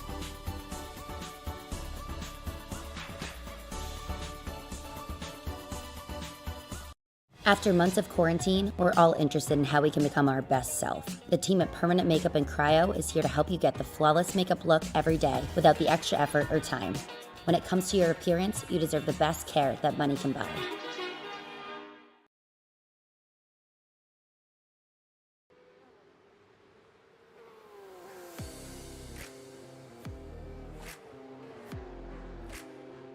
Welcome back to the virtual Red Bull Ring. The virtual Austria looking fantastic today. Look at that view from high above the mountains. It's going to be a fun one, JP. A whole lot of stories coming to one big close here. We already saw some of these stories come to a close for the amateurs, but now it is center stage for the pros and pro-ams, the big guys here in the North American Racing League, for sure. Yeah, absolutely. This is it. I mean, this is literally it. The last round, the last rodeo for these guys in the Porsche Cup. Yeah, we're gonna crown two champions. Who is it gonna be on the pro side? We kind of have a good idea, but on the pro-am side, Andrew, still all up for grabs, and obviously the rest of the positions among the top 10 on both classes still all to be decided. And well, we do have a beautiful setting to do it in. You know what, we've talked a lot about this championship so far. We'll talk a lot more about it in the next 50 minutes of racing, but how about Red Bull Ring as a championship finale? You've raced, be it on iRacing or other sims and other games before. What's your favorite thing, favorite single thing about Red Bull Ring? That's a good one. I feel like the track itself, it's a short, fun, fast track that really, you know, I guess you can say it really just brings the, I don't know how to explain in English, Andrew, but it's just so much fun because it's so fast flowing. You really don't have a lot of times where you're just like, oh, I guess just waiting for the lap to end. It's really a quick track. If you make a mistake, you can easily come back to the pits. A lot of overtaking opportunities, a lot of fast corners, lots of challenging corners, and that's what I love about it. I think the speed mixed with the fast flowing nature here, obviously speed and fast, that's the same thing basically, but the speed mixed with the flowing nature here, it just goes so nicely together, and it's not in the same way as Spa. Or even Le Mans. I think Le Mans has a great flow. Certainly, maybe the Ford chicanes break that up, and you know, you could argue that, but even the Maxter chicanes almost on straight. But as far as just a fast flowing course that is short, it's not trying to be a Spa, it's not trying to be Le Mans, it's trying to be its own thing. It does a fantastic job of it. It's always good for sim racing and real racing alike. It puts on great racing in Formula One. It's a good racetrack here. I'm so glad that iRacing was able to go out and secure it and get it on the sim for all of us to enjoy, and well, for us to broadcast this evening for all of you watching. And we certainly do appreciate that. We also want to appreciate all the efforts here with this series, of course, Scott Reister and everybody else here that makes things happen with the North American Racing League. Let's not forget VRS, Baradness, JS Consulting, and Tam Livery. So many things that go into the series. So many great people doing all of it. I'm glad to call a lot of these people friends now as a result of the North American Racing League. Let's take a look now, sim side, at our starting grid. JP on pole. It is a Pro-Am driver, car 124. Lauren Zavadil, quickest in qualifying. Andre Melchels will roll off from the second spot. Starting third, you'll find position number 3. It is car 55. Juliana Romagnolo, super coach, if you will. It is Stu from that third spot. Victor Miranda, our likely champion, will start from 4th, with Curtis Jones into the Pro-Am starting in the 5th spot. Matthew Dench rolls off 6th. Starting 7th, it's Luke Krause, Fabio Zamperlini 8th.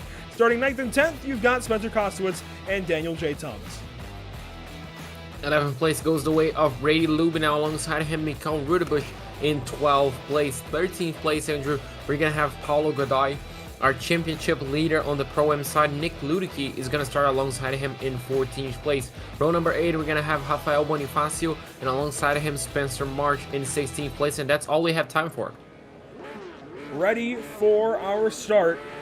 50 minutes on the way for the pros and pro-ams. You can hear the engines up at the chip. Green flag is out for the final time this season at the Red Bull Ring.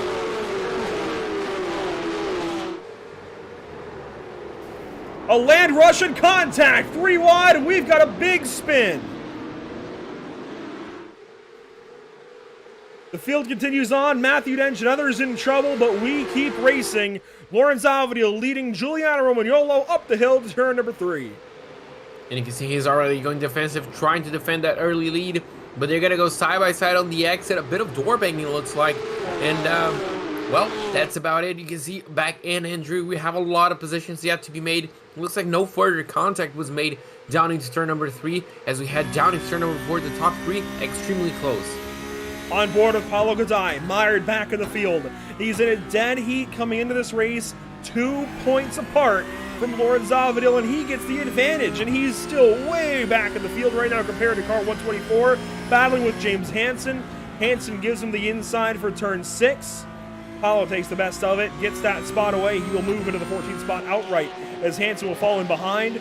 Still a lot of work with your car 933 right now, JP. Coming into today just 2 points ahead. He's got to get up there. He has at least got to finish, I think, in the top 5 if he wants any chance of beating Lawrence Avedil for a championship. Absolutely, and he's being backed up into a difficult corner right here, Andrew, because he has 2 philosophies. He can either push and try to go for positions early on. He could save up early and go for strategies. You can already see that Zach Victor Miranda going slowly on the inside. Looks like a slowdown penalty for him. But either way, he's gonna end up, losing a little bit of something. If he pushes early on, he's gonna lose the advantage. Whoa, Brady Lubinow! No! Really losing the exit of 1. Brady Lubinow around trying to back up. Don't back up too far. This is one of those situations where you're just in a bad spot. You've got to try and weasel your way out of it. I think it was almost clear that time to keep going forward. Brady Lubinow will finally get back going as Victor Miranda loses the spot to Nick Ludicky, who started 14th. He's in 5th. That's a dream start for him. Look at that. I mean, if someone wanted to have this start, I'm pretty sure that his name was going to start with Paulo and finish Godoy, but instead Nick Ludicky absolutely doing an amazing job. Because he kind of missing a little bit of the apex, failing the pressure from Victor Andrew, but wow. Miranda all over the back end of car 16. Miranda not trying to waste any time here. He's still got to perform today. That said, Luke Krause only 2 spots up the road. That's certainly not going to cut into a 20-point deficit. He can calm down and relax if he wants to.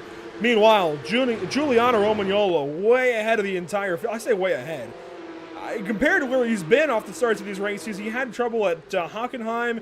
I know he had trouble last week off the start of the race, or at least last race at Road Atlanta. Compared to where he usually is on lap number 2, lap number 3 now, way ahead. Yeah, this is a really good break for him, and well, there you go. So that's the fastest lap of the race. Looks like Zavadil cannot really keep up with the race pace of the number 55.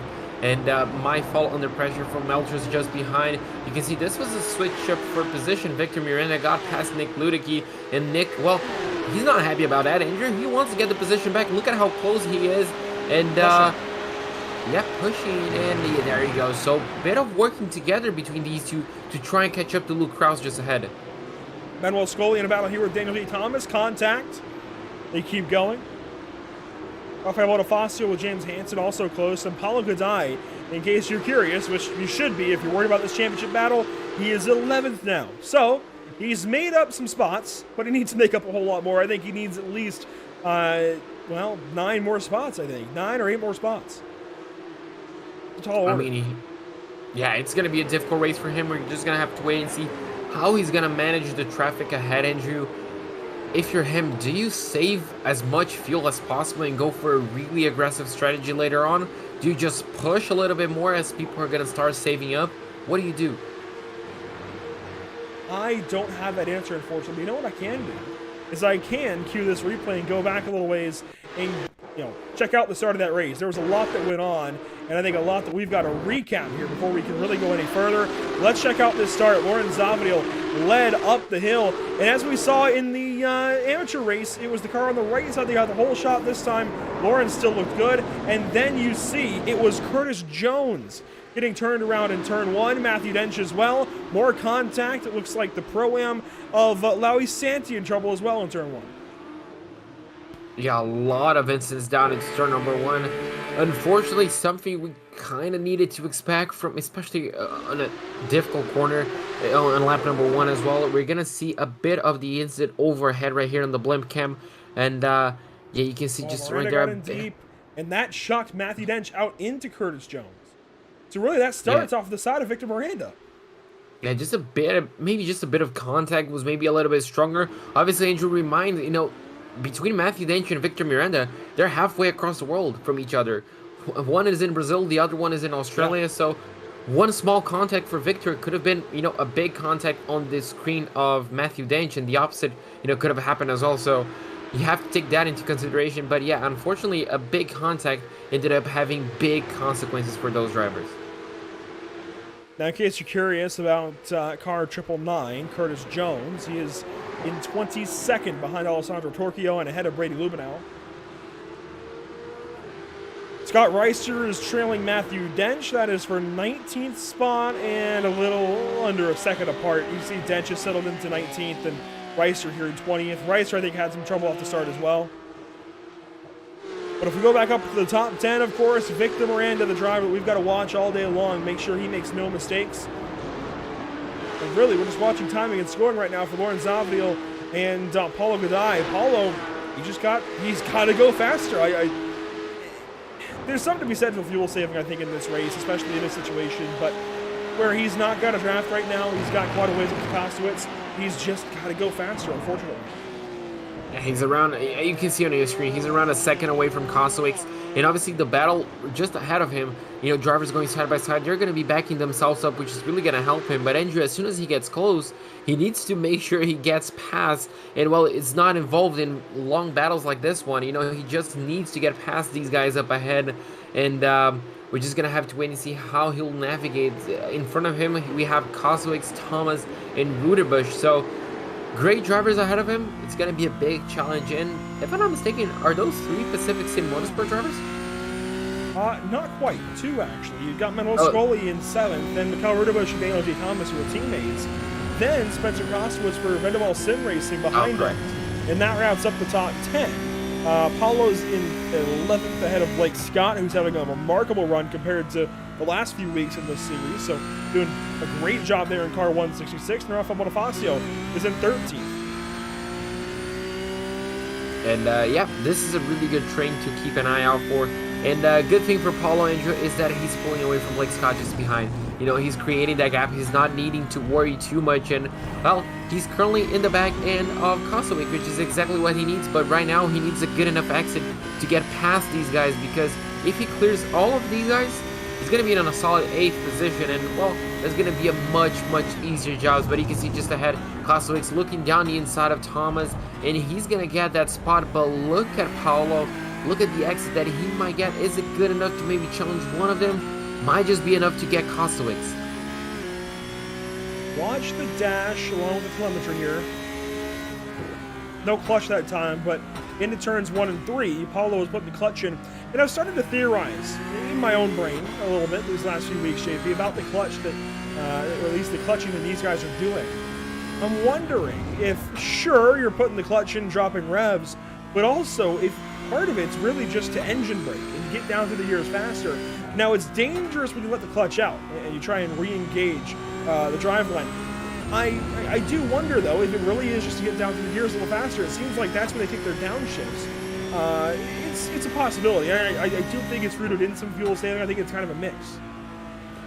When back in my days, Andrew, when I was sim racing, we used to use the clutch, especially on endurance races or races where we needed the strategies to essentially, not touch the throttle so that, the fuel line is essentially cut. I guess the fuel line, the fuel is not being used in the engine, so you're not going to be using any fuel, but not having the aggressive slowdown of the engine braking, so you can maintain a little bit more speed, especially on tracks like Daytona, you know, where you really remind. Yeah, so it's just weird, I guess. Again, you know, it might just be to get down the gears. It might just be a bit of muscle memory, but you can see right here not being used. Yeah, so it's just going to really swing from situation to situation. The top three, I think they're all going to go for fuel saving, but especially on battles like this, where you really need to make up a few spots, you're just going to need, you know, to fuel save a little bit and be aggressive on other corners to try and get those positions. How about our top three? Giuliano Romagnolo, Andre Melchers. Oh, and there's that Pro-Am in the middle. That is Lawrence Zavadil. Just so good. I don't know where this guy came from. Apparently has I think a 92 Miata, 94 Miata, something like that. I don't know that he learned running Porsche Cup cars from running a Miata, but he's got something going right for him. So good this season. Started off, I think, good, and got so good as the season went on. Just really improved every single week, always looking better. Joining Pacific Sim Motorsport recently, and has fit right in. Absolutely, he's doing a fantastic job, Andrew, and I guess this qualifying, the performance so far has been the icing on the cake, hasn't it? I mean, he's keeping up with Romagnolo, he's keeping Melchers at bay, he put the fastest lap in qualifying. He's on point. Absolutely. And I feel like if we removed the 1 from his number and just painted blue, he would fit in. Yeah, he would have fit in, we wouldn't even notice. Well, he wouldn't qualify pole, so yeah, we really wouldn't have noticed. And Paulo Gaday suddenly would be looking like a mastermind right now as your, or maybe not a mastermind, but a wheelman certainly, as your top Pro-Am driver other than Lawrence Zavadil. But Lawrence is just that good, and I think definitely a promotion is in order for both of these drivers. I think even on the GT3 side, Paulo Gaday has been so good lately, usually running that Audi. I think both of them very much deserving of pro honors. Yeah, absolutely. Now I wonder, Andrew, will we see an appeal from the number 933 to maybe, you know, argue that, oh, Zavadil got an overall pole position, he should be moved to the Pro-Am side, to the Pro side on the last round of the season? I doubt we're going to see that, but it would certainly be a racing driver move, wouldn't it? Racing drivers do weird things, and we'll just leave that one there. It is interesting to talk about Luke Krause and Victor Miranda. I know we're hyping up this Pro-Am battle because it is obviously close, only 2 points apart coming in today. But the closer battle on the racetrack, oddly enough, is Miranda and Krause. Krause in fourth, Miranda in fifth, and I think Luke Krause is fast, but just maintaining, not really pushing a whole lot. Potentially knows the situation, knows he doesn't really have to try too hard. It's a matter of Miranda having a problem. If Miranda suddenly drops off the face of the earth, then you push. Yeah, absolutely. And he's keeping up a bit of a gap between him and Melchers. Not close enough to use the slipstream, but, you know, just keeping himself at around 2 seconds behind 1.7. And Miranda is just closing in. So, as you mentioned, and you're just running in a comfortable zone for him. Not close enough to battles ahead, very far away from battles behind. Just running his own pace, which is exactly what he needs. And that's, if I'm not mistaken, that's exactly what granted Fabio Zamperlini his championship. So on board here with Luke Krause.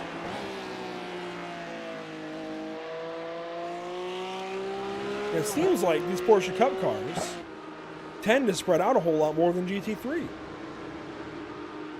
I mean, it is just a very spread out race once again. The closest battle in the top 10 right here, Mikhail Rudovich and Spencer Kostowitz. This is for 8th. It's a good battle for 8th place, and definitely far from over. But yeah, they're spreading quite a bit, which is completely the opposite from what we thought would have happened, right? The amateur race was nice and spread out. The Pro-Am race now spread out as well. Now the air temp has dropped from the amateur race as, Nick Ludicky slow on the front stretch, giving up time. Gives up 6 to Manuel Scoli and slides in behind him there. But weather, it's cooler. The air temp is down, the track temp is down. It's a little more pleasant for these guys, I suppose, on their tires especially. Oh, and there's Paulo Gaday. Look at this, back into the line here. He's getting closer to Daniel J. Thomas. I think he could potentially put a move on 10th place here soon.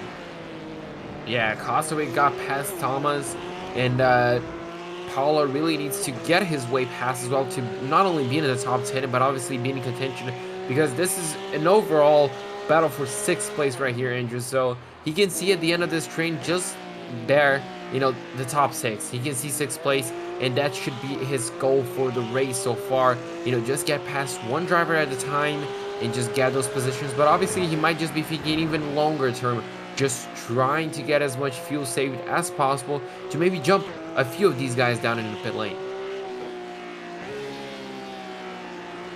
Riding on board here with Paulo Goday, a little wide there in 7.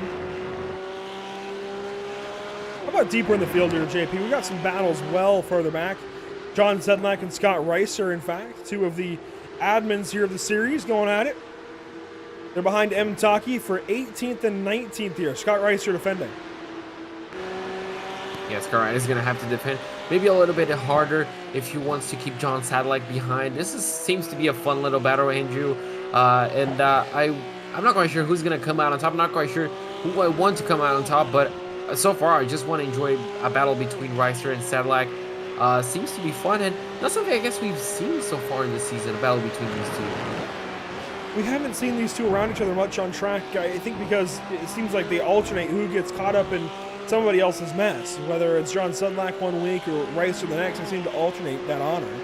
As Torchio gains a spot over Mark Scott. That's for 21st. Now, unfortunately, JP, we've got a bit of a sadder story of the field. Fabio Zampolini, 1 lap down, had a long pit stop of in excess of 3 minutes. And pretty much just putting around, finishing the season. Yeah, just trying to finish the season, trying to complete the race. Hasn't been, you know, his best race. I'm pretty sure he was caught up in the lap 1 instant, was he? Or was his teammate? Couldn't quite remember. Santi. Oh, yeah. So, yeah, definitely hasn't gone his way, which is really unfortunate. But it's good to see him still on the racetrack, you know, in 24th place, a lap down, running on his own. But he's determined to finish the race. And, yeah, it's a good thing to see. A little further forward. Actually, way further forward. Vic Miranda on Luke Krause here. Has closed in. This is for the 4th position. And as far as momentum in this race for a championship, Luke Krause definitely has that right now over Victor Miranda, but not by a whole lot. You see how close these 2 are. I think Victor just getting caught up in that lap 1 stuff definitely, well, obviously hurt his day and just kind of has him on the back foot currently. Yeah, and we're just going to have to wait and see how this is going to end, how this battle is going to emerge. And Andrew, I want to ask you, if you were to choose one spot to really go for a move, if you're Victor right here and you desperately need to get past Luke Krause, would you go for a move, or would you just stay back? Would you just, you know, chill back, knowing you have, you know, not only the championship position, but would you like to finish ahead of him? I'm not quite sure what I would do, especially this early on in the race, but I want to hear your opinion. I always like showing the nose, and I think I'll just try and show the nose somewhere, get a run at it. Oh, Nick Ludicky. Problems further back. He is wide in turn 6. And he has gone way off track, gets back on. To answer your question when we set up a replay here, I think I would just try to show the nose in a couple of corners. I think, of course, turns 1 and 3 come to mind. Show the nose, see what the reaction is from the car ahead, right? You know, test the waters, don't force anything right now, but show the nose. Get that driver off sequence, but out of his rhythm, and just try to stick your nose in there, maybe. Absolutely, that's a valid strategy, and definitely we could see Victor trying to use that. And but now I'm interested to see what happened to the number 16, Nick Ludicky. Was running a good race, Andrew. We mentioned his he got the amazing start. He's starting in 14th place, right? And it just happened on the outside of 4. You can see him using a bit more steering lock, and now is where the mistake will happen. He has quite a bit of distance between him and the other drivers. Oh! And missed his braking point. I think Manuel kind of scared him the way Manuel came back over in front, but I also think Manuel was perfectly warranted to do that. I think Nick just got a little surprised by that and got off of rhythm. So a few cars do come into the pit lane, one of those being Scott Reister as he will head back onto the racetrack. Another being M. Taki, as you can see them heading back on. So in the last few laps, Matthew Dench has come into the pit lane.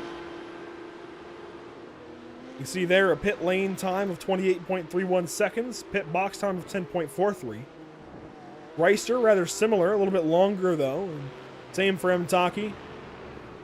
And Laui Santi even is down and away, and he will exit the pit lane, get back out there after a slow stop, but he already had a chance to take fuel after his lap 1 issues, so I'm not surprised there. Yeah, quite a very quick pit stop, but you actually raised a good point. He already came down in the pits to fix some repairs, so got at least a lap of fuel inside. And now we're going to take a look at exactly what happened. But the pit stop window, at least we know it's going to be, the pit stop time actually is going to be around 10 to 11 seconds. And Alexandre Torchio really getting loose on the exit of 4, Andrew. That's the first we've seen really of drivers struggling on the exit. He goes around, and now a different driver in the pit lane, and you'll see here in just one moment as he exits, it is Spencer Kostowitz leaving. A pit box time of 10.5 seconds, pit lane of 28.66, as John Sedlak comes in as well. So some early pit stops, kind of surprised. Yeah, very early pit stops for most of these guys, and I wonder, Andrew, are they just trying to navigate through the traffic? Are they just gambling on in a massive undercut? It's really we're gonna have to wait and see what really pays off. But I'm liking what I'm seeing. Meanwhile, Lawrence Salvadil was within 0.3 of a second just a moment ago. Now falls back a little ways of Giuliano Romagnolo, but still close. And props to Giuliano putting this race together. I know it's been a really rough season for him. A whole lot of heartbreak, a whole lot of frustration.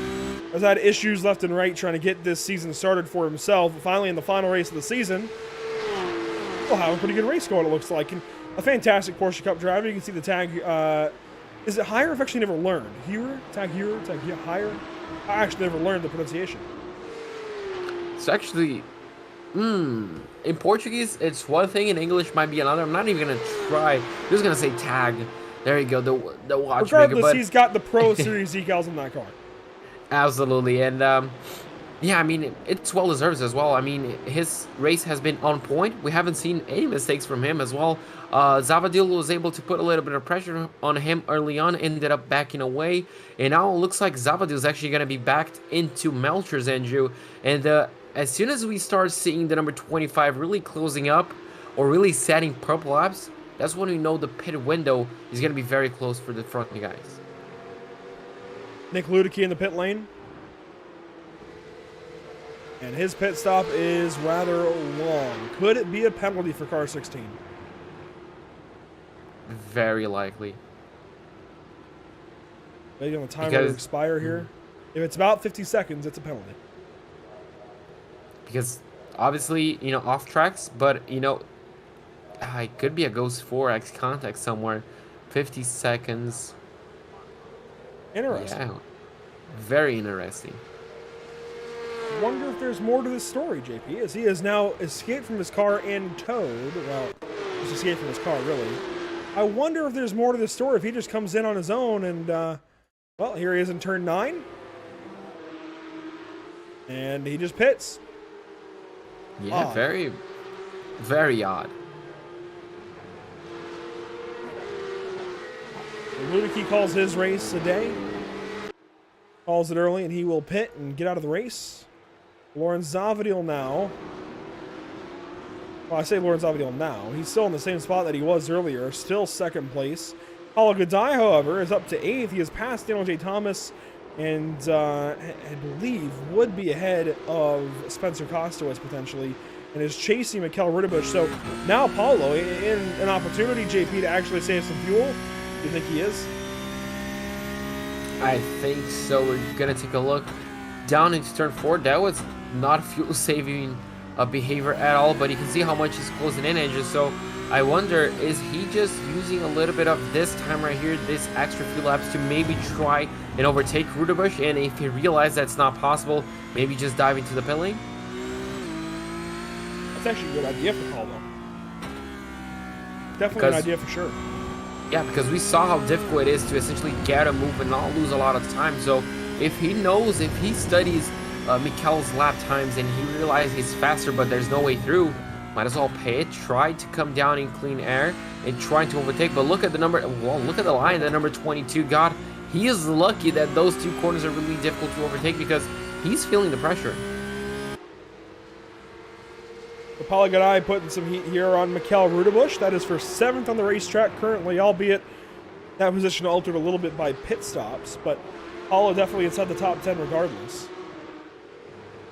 As Giuliano Romagnolo continues to lead, that's through turn 3. Andre Melcher is still in that 3rd spot. Victor Miranda is up to 4th. Got on by Luke Krause nicely and easily, and has started to take away. Maybe not. This is, very close. Yeah, this is extremely close between these guys. And yeah, currently Luke Krause is going to end up holding back a little bit. But I wonder, Andrew, if he'll try to answer the number 17. Do you think he will? At this point, I'm not sure what the reward is versus the risk, because here we go, teammates teaming up on Paulo Gaday. You know how we had that team building race at Road America today, or the team building round with BSR MX-5? Yeah, a bit of the same here with PSM getting on by Paulo Gaday. Yeah, there you go. So Paulo, unfortunately, is going to lose one position and move himself back into 9th place. And this is what Rudebusch wanted. This is what Thomas wanted, because he got another position up ahead. The top 5 still didn't come to the pit lane. But yeah, things are going to start to get interesting, Andrew. Only 24 minutes to go. We're looking at our champion to be, more than likely at this point. It's going to be tough. It's going to require him crashing out pretty much now, as Paulo Gaday does get on by. Oh, he's pitting. Look at that. You were just about on par. Yeah, he realized he lost the position. Maybe it's a lost cause to fight for it. Might as well come down in pit lane. Maybe even take a gamble on fuel. We saw this plenty of times. He nails the pit entry, the pit stall as well. And what is going to be his stop time? Under 10 should be a good stop. 9.4. Wow. That's a good stop right there. Aggressive. Yes. Very aggressive. Definitely going to need some help to save that extra fuel on the second part. And he's going to re-enter the racetrack just behind Spencer Kostowitz and ahead of Curtis Jones, it looks like. Curtis Jones yet to pit after his issue earlier on. See what Gaday is able to do. He is just close enough to Spencer, I think, to draft a little bit, so he might be okay. The race leader, though, Giuliano Romagnolo, has not looking back. We've gone on past halfway now by about 2 minutes. Lauren Zavadil second. Andre Melcher's third. No change there. 4th place, still Victor Miranda. No change there either. 6th place, still Manuel Scully. 7th, Mikkel Rudebusch. 8th, Daniel J. Thomas. And those two teammates are still very close. Yeah, they're very close. And, wow. But just as we say that, we're going to see a change. That's Rudebusch, right? Coming into the pit lane. So this could be an answer, Andrew, to Paulo. You know, this could be just him straight up. All right, I'm not going to waste any time. I'm not going to try to fight him on lap times. I'm just going to get my pit stop out of the way and try to rejoin in front of him. And obviously, it's all going to come down to this right here, the refueling, how much fuel he puts in the car.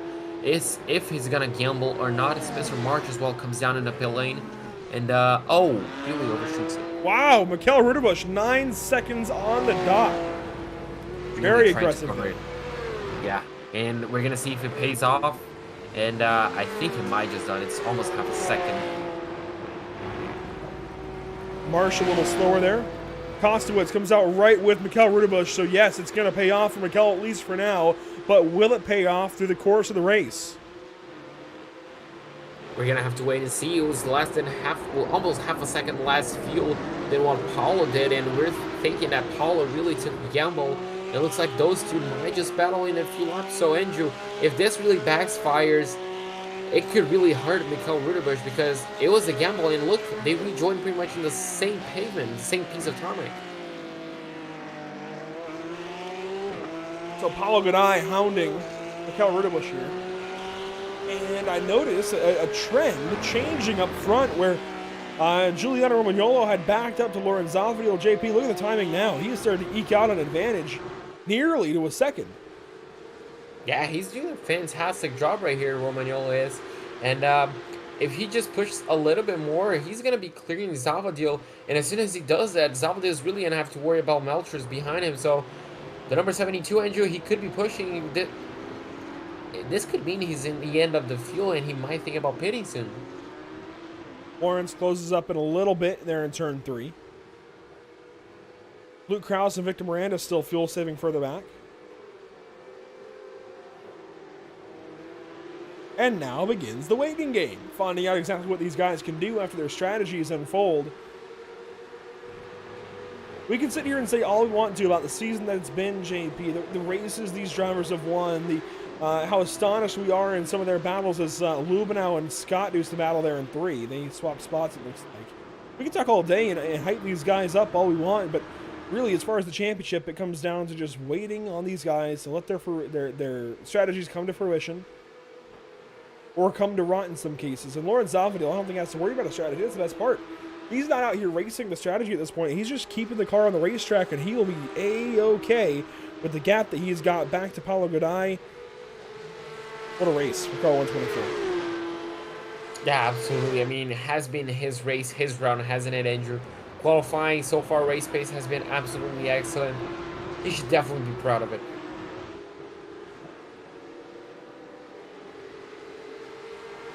Just inside of 20 minutes to go, and Taki loses a spot here to John Sedlak.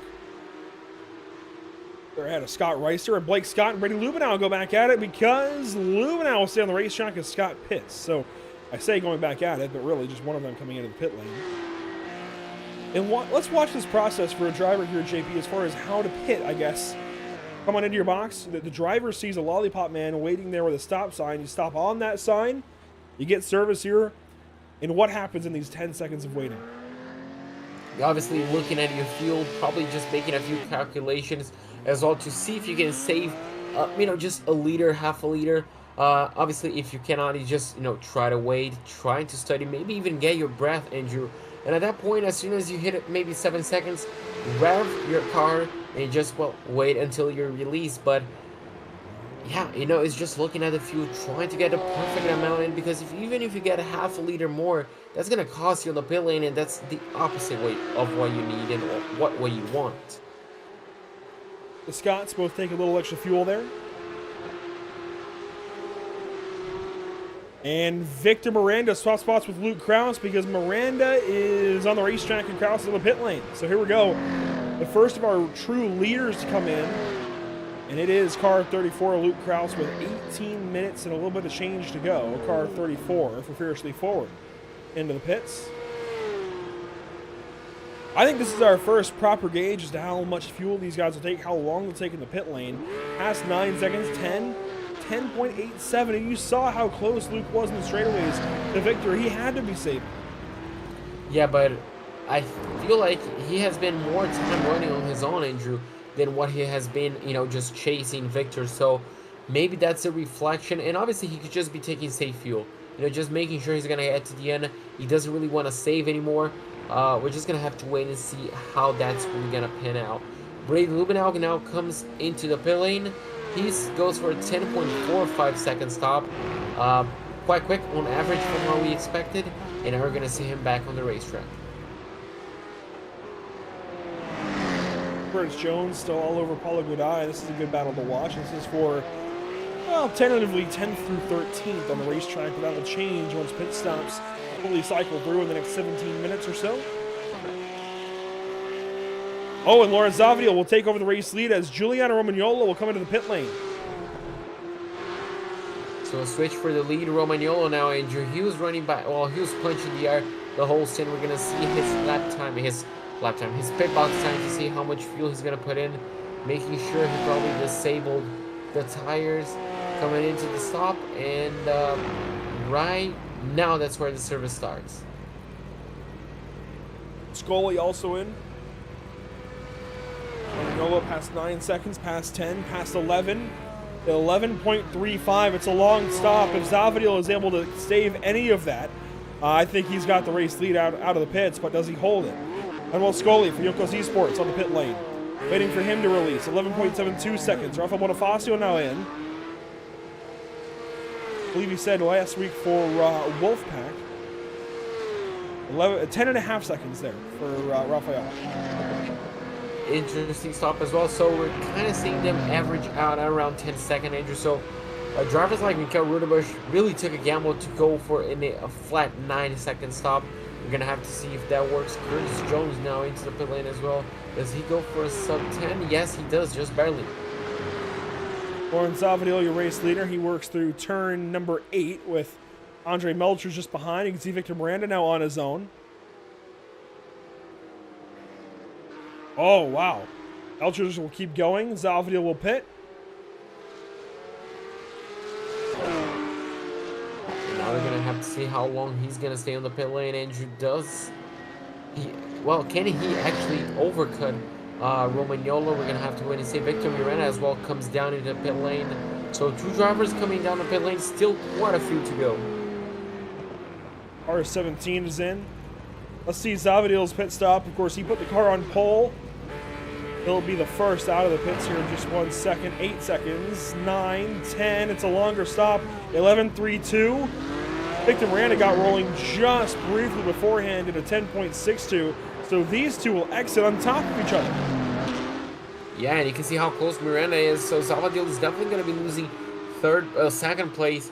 And he may just lose 4th depending on how well Miranda comes back through the field. But wow, it was not surprising that slow of a stop for Zavadil.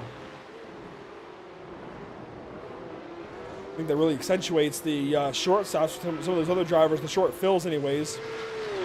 Torquio and Hanson on the pit lane. Hanson drives away, there's Torquio. 11.26 for Torquio. And now, our eyes have to turn to car 25, Andre Melcher's. When does he pit? I would imagine this lap, JP, 14 minutes to go. We're down to the nitty-gritty of the season. No, he will keep going.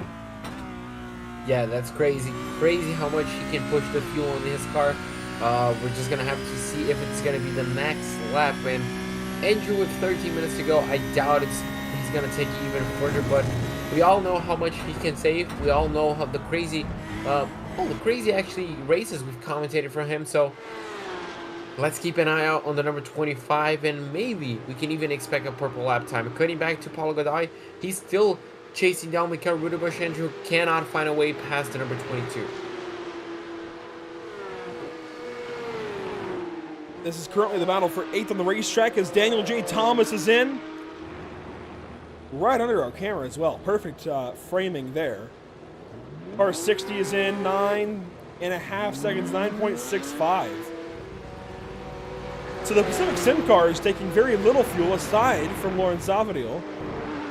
And Thomas will cycle out behind Paulo Godoy and potentially even behind Manuel Scully. We'll see how that works out for him. Andre Melcher's now the final car, literally the final car on the racetrack, JP, to pit. Yeah, and that's something we're used to seeing. I mean, it's crazy, but he has to come down a bit this lap, right? That's the question we always answer. It has to be this lap. And in a few seconds, we will get our answer. But I'm pretty sure it needs to be.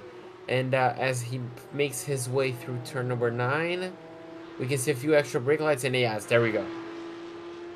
So Andre Melcher's final will come into the pit lane. Give us an idea of exactly how this race will shake out. Romagnolo with a second advantage over Zavadil. Then it's Miranda and Kraus. Miranda pretty close to Zavadil at this point. I think the pro category is looking very safe. Melcher's in. And are we going to see a crazy gamble for fuel? Doubt it. 5, 6, 7, 8, 8.4 Wow. seconds. He was saving throughout the first stint, Andrew.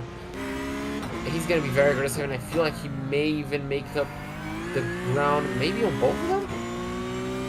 He's way ahead. Wow. He is way ahead. 3 seconds still.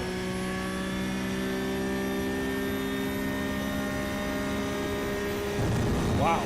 You see the live gap at the bottom right of your screen, 3.2 seconds. Wow. I mean, we've seen some gambles from him, but this... Whew. Wow. So, our first lead change of the day that didn't come on the start of the race. Andre Melcher goes on by Giuliano Romagnolo via the pit stops. Now Lawrence Zavadil has got to worry about Victor Miranda, and I think Lawrence's dreams of an overall win to end the season out the window as he lets third place pro driver go on by, and that is, of course, See, these are our two champions, I think, the way this works out today. That said, Paulo is moving his way through the field. He's into 8th, close to 7th. Ooh, interesting. And side by side, here we go. Paulo Godai battling with Mikel Rudebush down to turn number 7. Paulo on the inside, Mikel on the outside. Contact. Mikel goes wide. And here we go. Daniel J. Thomas going to take a crack now at Paulo Godai. This is not over. Not Thomas over. goes left. And Paulo goes right. He's going to have to go defensive. And can he retain this position? They're going to go side by side with a final sequence of corners. And I feel like that contact was unavoidable. As soon as he goes side by side and not a single driver is willing to yield, contact was bound to happen. Paulo moves himself into 7th place, Andrew. But I feel like the drivers behind him might be a bit more aggressive now, especially as we enter the final 10 minutes of the race. Let's keep in mind, Thomas and Rudebush are teammates. There's now been contact between each of them and Paulo Godai in this battle. Thomas going to look to the left here. Godai defends. Down to turn 3. Oh, around the outside, Daniel J. Thomas takes a crack at it, takes a stab at it, goes on by, maybe. He's got the spot. He's got a spot. That's exactly what I was talking about, Andrew. In the amateur race, drivers need to be braving around the outside. That's exactly what Thomas just did. And now Paulo, he's going to be trying to get a cut back. You can see a bit of a lockup from Thomas. That's really going to open the door to Paulo. And they're going to go side by side through turns 4, 5 right here. And now to turn 6. Can Paulo hold it around the outside? Not quite. Paulo gives that spot back up, back down into 8th. I still think it's going to take a whole lot more than just this battle, but he needs to get through this battle if he wants any chance of holding on to this championship. Comes into today with 2 points back to Zavadil. I think just from the pole alone, that evens up, or gets very, very close anyways. Might only be a 1 point difference now. Paulo's going to go up there, and Paulo's got to beat him. Plain and simple. Has to. Yeah. So, making his job a lot harder, but first, Andrew, he needs to beat these guys. And obviously, for a Pro-Am to be battling this hard with pro drivers, it shows a lot about the quality of Paulo Godai. But so far, Andrew, it could be the title slipping away. Salvador and Miranda close together. Kraus just behind. This makes it the back end of your top 5 as Romagnolo stays behind Melchers by about 4 seconds. Do you wonder now if Romagnolo knows whether or not Melchers is safe and is going to sit back making sure that Melchers can get no help?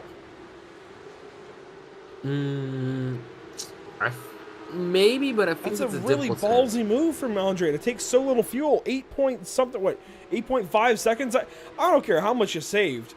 To be that much shorter in the box than everybody else, that's insane. Yeah, because he was in a comfortable position and he was behind 2 cars, so he was getting double slipstream. I mean, for the whole only it stint. worked that way.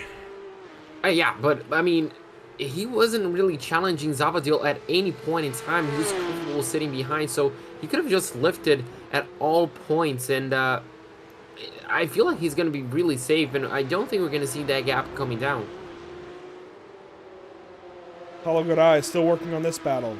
Daniel J. Thomas, Mikel Rudebush, Manuel Scoli now in a line, 4 cars strong.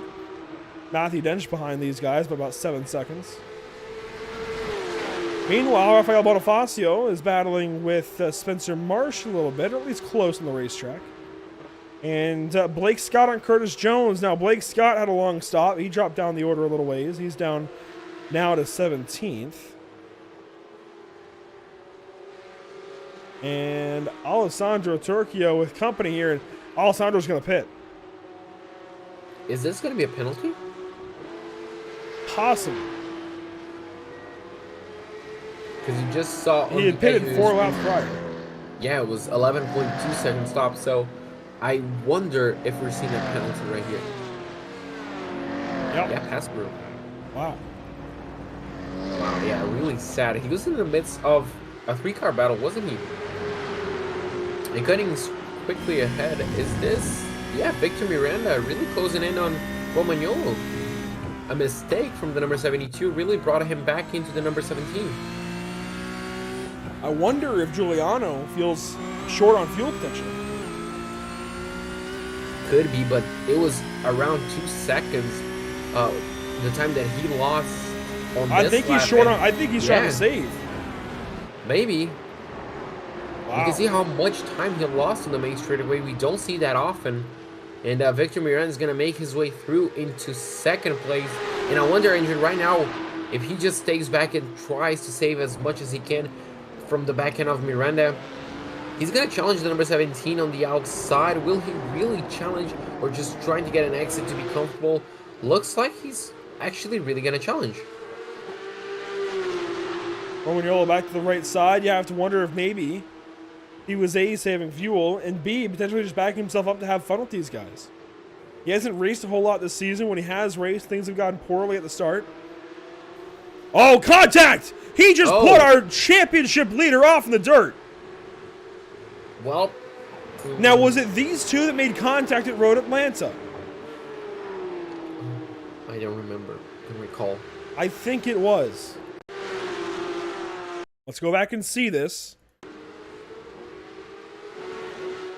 That looked awfully aggressive from car 55 on the inside, Romagnola. Paulo Gaday loses his spot to Mikhail Rudebusch, but let's watch this.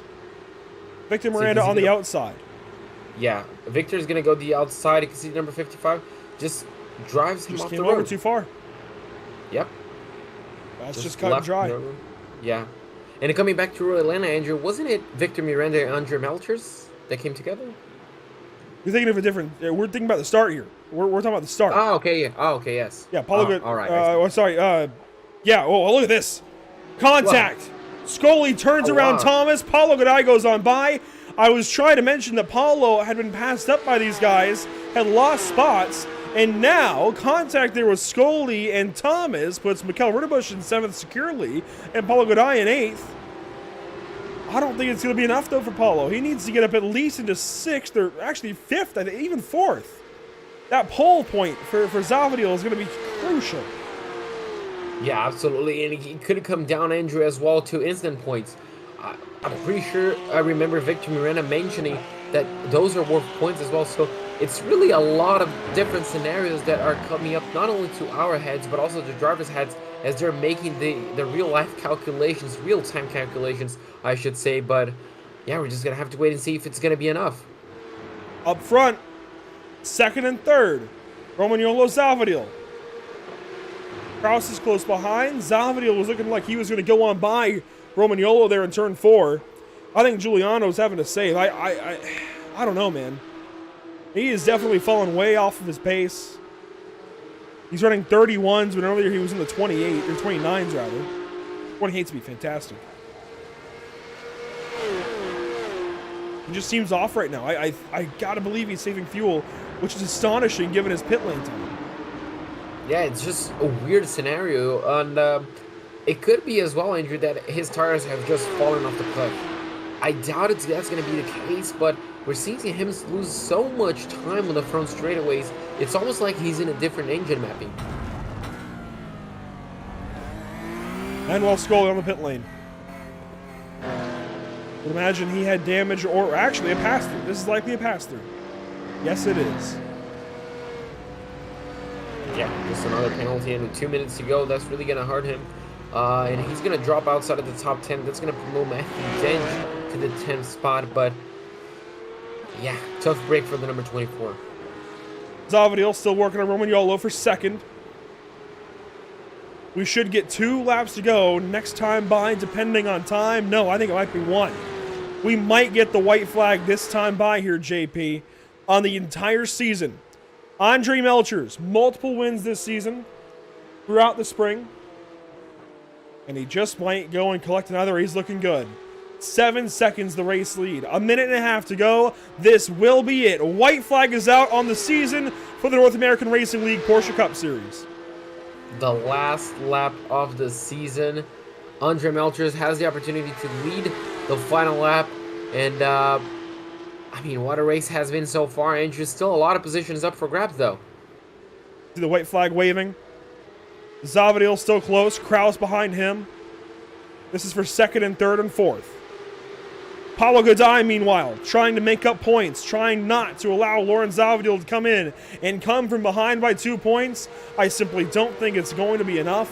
21 seconds behind his championship rival and 5 positions.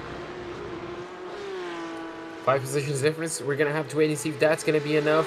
And obviously, Andrew still, I mean, it could change on the final few laps if these guys somehow come together. If anything happens, it could definitely change. Victor Miranda so far, Andrew, I'm pretty sure nothing's going to change the fact that he's going to be crowned the Porsche Cup champion. It has been a fantastic season for him. Not a lot of wins, but great consistency. You don't need a lot of wins when you have the consistency that he has had this year. This season, anyway, is just fantastic stuff through and through. And he will claim this championship. Andre Melchers, though, through turns 9 and 10, will claim another race win. You have to wonder what could have been, if not for a couple of instances throughout the course of this season, throughout the course of these 8 races, as he wins another one, this time in Austria. Giuliano Romagnolo, Lawrence Zavadil, they'll come to the line. Zavadil will come across the line in 3rd overall with a pole to his name and claim the Pro-Am Championship unofficially. By the math, that should work out. Victor Miranda across the line does the same for Pro. So your champions, unofficially, Victor Miranda and Lawrence Zavadil. Fantastic stuff. Congratulations to each. Fantastic job from all of them. Kato is going to finish 6th place. Rudebush in 7th. Paulo Godai actually did a fantastic comeback race, Andrew, and is going to finish 8th place, but that might not be enough. And, yeah, I mean, what a race, what a season. Fantastic. This makes it 4 class wins in the season for Andre Melchers and for Lawrence Zavadil. Godai denied a chance. Luke Krause's 2 wins aren't enough, and Victor Miranda's 1 simply is, as the rest of the field comes on through and completes this one.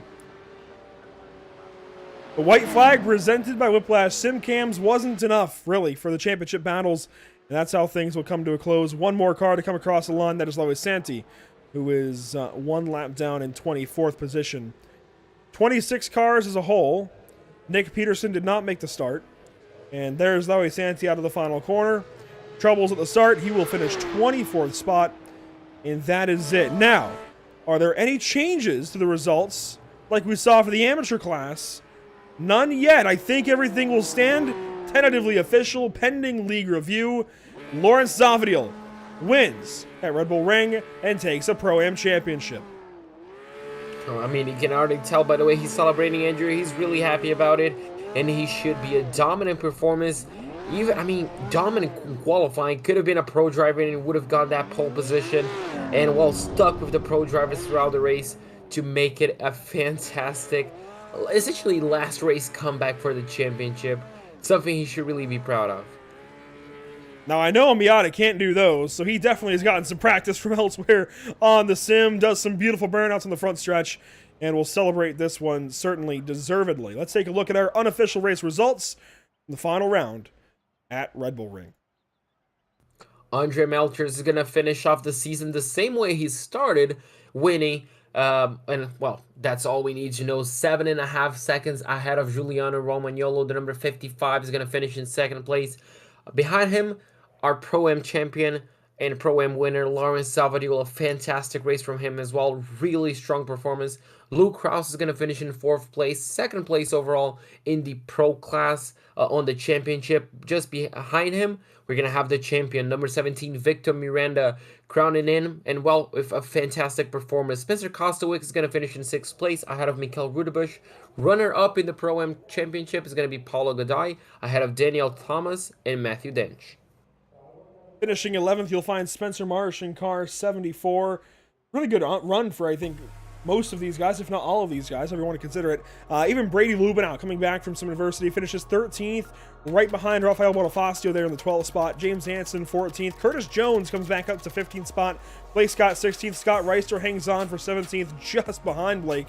Manuel Scully drops down to the 18th position. John Sedlak, 19th. And M. Taki in 20th.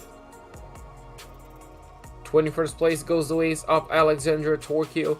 Mark Scott is going to finish in 22nd ahead of behind him actually. Fabio Zamperlini, Laui Santi in 24th, Nick Ludicky in 25th, Nick Peterson in 26th, and Justin Sang in 27th place. What a season. And I don't want to undermine, or I guess underplay or downplay the season that Victor Miranda put together. It was consistency, certainly, for him. He's been fantastic in the GT3 cars as well. Maybe not championship winning over there, but just fantastic through and through, and always part of the conversation here with the Porsche Cup cars on Tuesday evenings in the North American Racing League. Always a part of the conversation in this series, in this league as a whole. Puts together a deserving championship campaign. Andre Melcher is not available for interview this evening, JP. Let's start with, I guess then, second place finishing Giuliano Romagnolo, who certainly deserves this conversation. And Giuliano, we always see you chime in on YouTube, always chiming in as the super coach, talking about how these drivers have done so great with Maradness. But you are also a fantastic example of why Maradness is so great, going out here, dominating the race, taking second place tonight. Yeah, I mean, finally we got to talk. It's been a rough ride for at least myself this season, but I've been super stoked and super proud of the guys in the Quantum squad, and super proud of them, you know, finishing in the top 3 basically every race, at least one of the drivers. And great race for Alex today, great race for Dan, Scotty, and Ryan. So it's been a great season. It's been fun driving with everybody, and unfortunately, I had some bad luck. I think out of the races that we've done, I'm not too sure if there were 6, but I was definitely hit out of 4 on the first lap. So it's unfortunate that, you know, it went that way in the beginning of the season, but at least closing off this season with some strong pace and a good position. And how satisfying is it now to get this race, show what you can do, and not have that first lap issue? Obviously, you're a well-accomplished sim racer yourself, but to show everybody here, at least in this series, why you're here, why you want to go racing, and that you actually can do it. Well, yeah, I mean, it's what we come to do, right? We put some practice in, and we hope to have a good result at the end of the day. And you know, we're all racers at the end of the day, so we don't want to show up to the track, whether it's real life or in the sim world, and not put a result up, because you know we all have that competitive spirit. So it was good to finally get that monkey off my back, per se. Even in PES Canada, which I'm racing in as well, the Porsche Esports Sprint Challenge. I'm racing with Polycaro Motorsports and with Moranis, but that's the livery I'm rocking right now. It's been rough in that series as well, so to finally have a decent finish with some competitive guys in such a strong field means a lot. It gets the monkey off my back finally. Now, as far as the race tonight, 21 laps led, but things kind of came unhinged at that pit stop. You took 3 seconds more fuel than Andre Melcher's, and we thought that was a gamble. We thought Andre might run out, but it seems like you, if anybody, was backing up at the end. What happened? Yeah, I mean, Andre was sitting in P3, so in the beginning I knew I kind of had pace. We were all so similar in pace, and Red Bull Ring's one of those tracks where even if you're faster by, you know, 2 to 5 tenths, the car behind is able to stick with you. And funny enough, I coached a lot of the AM guys during this week and last week, because we had 2 weeks leading up to this race. When we did some on-track battles just to kind of get them used to the draft, it was incredible seeing that even myself, I could not pull away from the AM drivers with that draft being so strong. So when you throw that into the pro race, it makes fuel saving that much stronger. And I was just really trying to pull away, and I know Melcher is a smart guy, so he wasn't going to battle with Zavadel, and he was just going to save fuel and sit behind him to have a shorter pit stop. And obviously it worked. He came out 3 seconds ahead, and at that point I was just trying to survive. My front right was definitely damaged. I just threw on a random setup in the beginning of this session, and believe it or not, all my practice came within the coaching that I had in the weeks coming. I really didn't put too much hours on my own, or even minutes, to be honest with you. So yeah, a great result, and happy to be talking to you guys. There you go. Sometimes coaching even works for the coach. Exactly. Yeah, leads to a pretty solid result here. Giuliano, congratulations on a second place run and 21 laps led. Unfortunately, not quite top honors, but I think that's coming along the way, buddy. It wasn't a great season, well, let's be honest, but you closed it out on a good note. Congrats. We'll talk to you next time. Thanks, guys. Appreciate it. Juliano Romagnolo there, Stu as they call him, and certainly super coach here with Maradness. Puts up a second place effort. Really solid stuff. Let's go on down the line then to, I guess next up down the results is going to be, actually let's go to Paulo Goodai. Let's save the couple of champions here, JP. Let's get Paulo Goodai, finishes 8th place on the evening, and certainly a good effort. Então, Paulo, de volta comigo. Conta aí como é que foi. Acho que o quali a gente já sabe que foi meio difícil, a performance do Lawrence estava muito boa, mas na corrida você começou em 13º e conseguiu terminar em 8º, então foi uma boa batalha, não foi? Boa noite. Boa noite todo mundo que tá na cabine, boa noite todo mundo que tá assistindo. Realmente, o quali foi totalmente ao avesso que a gente estava treinando, né? Mas não tem muito o que fazer, né? Na hora que a gente fez o quali, eu tomei off-track nas primeiras voltas e tive que fazer uma terceira muito mais lenta, né? Para tentar garantir qualquer tempo, só para não largar muito atrás, né? E ainda assim, pelo menos garantir o segundo da corrida, né? Que também era um objetivo, só para lacrar mesmo. O Lawrence mostrou realmente a velocidade dele nessas últimas etapas, né? Quando começou a ficar apertado, ele começou realmente a botar o ritmo que ele realmente anda. Acho que isso ficou bem claro. Mas tudo bem, a gente tá aqui para disputar mesmo, independente. Campeonato é campeonato, corrida é corrida. Mas, cara, tô muito feliz pelo desempenho, tô muito feliz pela temporada. A gente lutou até o fim, treinando até o fim. A gente divide o tempo com outros carros, divide o tempo com outras ligas, então a gente não tá focado somente em um carro. Acho que isso também dificulta um pouco a virar a chave, né? O tempo todo a gente tá tentando trocar de carro e andando no limite em outros carros. Mas enfim, isso não pode e nem deve se tornar nenhum tipo de desculpa, né? Enfim, dei meu máximo, que eu acho que isso que é importante, é sair com a cabeça erguida, mesmo com o vice-campeonato, mas com a ideia de que a gente deu o melhor. Então, cara, feliz por todo o desempenho, né? Agradecer totalmente o pessoal do Brasil, que a gente andou junto, né? O pessoal da DHR em peso ali, Zampa, o Vitinho, que foi campeão antecipado, hoje correu praticamente só pra cumprir tabela, então, cara, um desempenho violento. Laui, Karadec, então todo mundo do BR aqui merece demais o desempenho que teve, né? Então, dentro dos 2 pódios, a gente tem 2 brasileiros trazendo o caneco aí pra casa. Enfim, tô muito feliz mesmo. Eu também tô até dando um até logo para a equipe atual aqui do Brasil. A gente tá migrando. Na próxima etapa, na próximo campeonato da próxima temporada, a gente deve vir já de equipe nova também. Então, quero deixar o meu agradecimento aí ao Race, que me acompanhou até aqui, que me ajudou com a parceria com o patrocínio pra gente estar aqui brigando nesse alto nível que a gente tá aqui dentro do campeonato. Agradecer a Norte América, na verdade. É um prazer estar correndo num campeonato que envolve praticamente o mundo todo, né? Um nível absurdo de grid, absurdo, né? E faz a gente elevar o nível todos os dias, cada vez que a gente vem correr aqui, tá? Tô muito feliz, é isso aí. E vamos continuar no GT3, tem muita etapa lá, a gente continua líder. E quero trazer os 2 campeonatos. Esse caneco que veio hoje e quero trazer o primeiro lá no GT3. Com certeza, eu ia te perguntar isso agora, mas já que respondeu, na GT3 continua forte. E o que a gente pode esperar mais de você, rapidinho assim? Vai continuar na NARL? Tá pensando em continuar mais temporadas? Vai focar em outras coisas?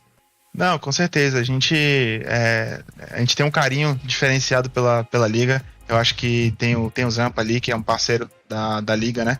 E a gente tem o Zampa como um irmão. Então, a gente tá colando na Norte América para estar correndo, tanto para representar o Brasil, tanto para fortalecer a liga.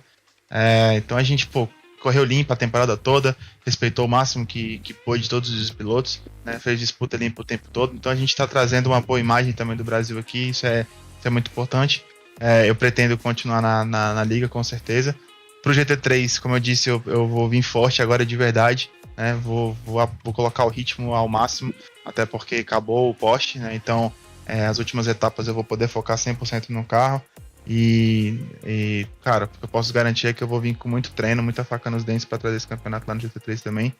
E a minha primeira, minha estreia, né? Na verdade, na Norte América aqui, eu quero estar trazendo esses 2 canecos para casa. Com certeza. Então, Paulo, vou te esperar quinta-feira, espero falar contigo. E dito isso, bom descanso e bom treino. Até a próxima. Obrigado, até quinta-feira. Tamo junto. Valeu. Tchau, tchau. Isso aí, até mais. Tchau, tchau. All right, Andrew. So, quite a long interview, I guess you can say. But you know, it was a good one. He mentioned that quali was kind of difficult because he got 2 off tracks straight on, and unfortunately had to settle for, you know, quite a safe lap to make sure he wasn't gonna start in the back end of the grid. You know, that lap was good enough to guarantee the 2nd place in qualifying. It ended up guaranteeing his 2nd place in the race itself. He mentioned that Lawrence really showed, you know, the pace on the final few races of the season, and he tried to keep up but wasn't able to do it. He was very happy for the performance that he had throughout the season, you know, being able to fight for the championship, especially on his debut on such a competitive league. Yeah, he's really happy about it. And, you know, gave his max, was really trying to go for it, but unfortunately it wasn't enough to guarantee the win on his class today. But right now, obviously, with the end of the Porsche Cup championship, he can really focus on the GT3 side, where he said he's going to come up even stronger. So we should expect even, a better performance from Paulo on Thursday. He's really happy for the Brazilians. You know, he spared no good words to talk about Victor, to talk about the rest of the Brazilians that we have, obviously Fabio. And he's really happy about the championship that Victor got. And yeah, that's about it. Paulo Garay comes up just shy in the championship of Lawrence Zavadil, who I think puts together one of the most impressive seasons of any Pro-Am driver in any series with a Pro-Am structure. Lawrence, you get another one this season. 4 wins total, and this one has got to be the most rewarding of them all. Absolute overall pole. You get a lap led, and you win. How is it? Or not, well, you win in class anyway. How is it? Oh man, it is an absolute dream, man. I have no words to say. I mean, putting it on overall pole, I did not expect to be there whatsoever. I'll say this: I did put on a ton of hours on in practice this week. I think I probably put in 14 or 15 hours of practice.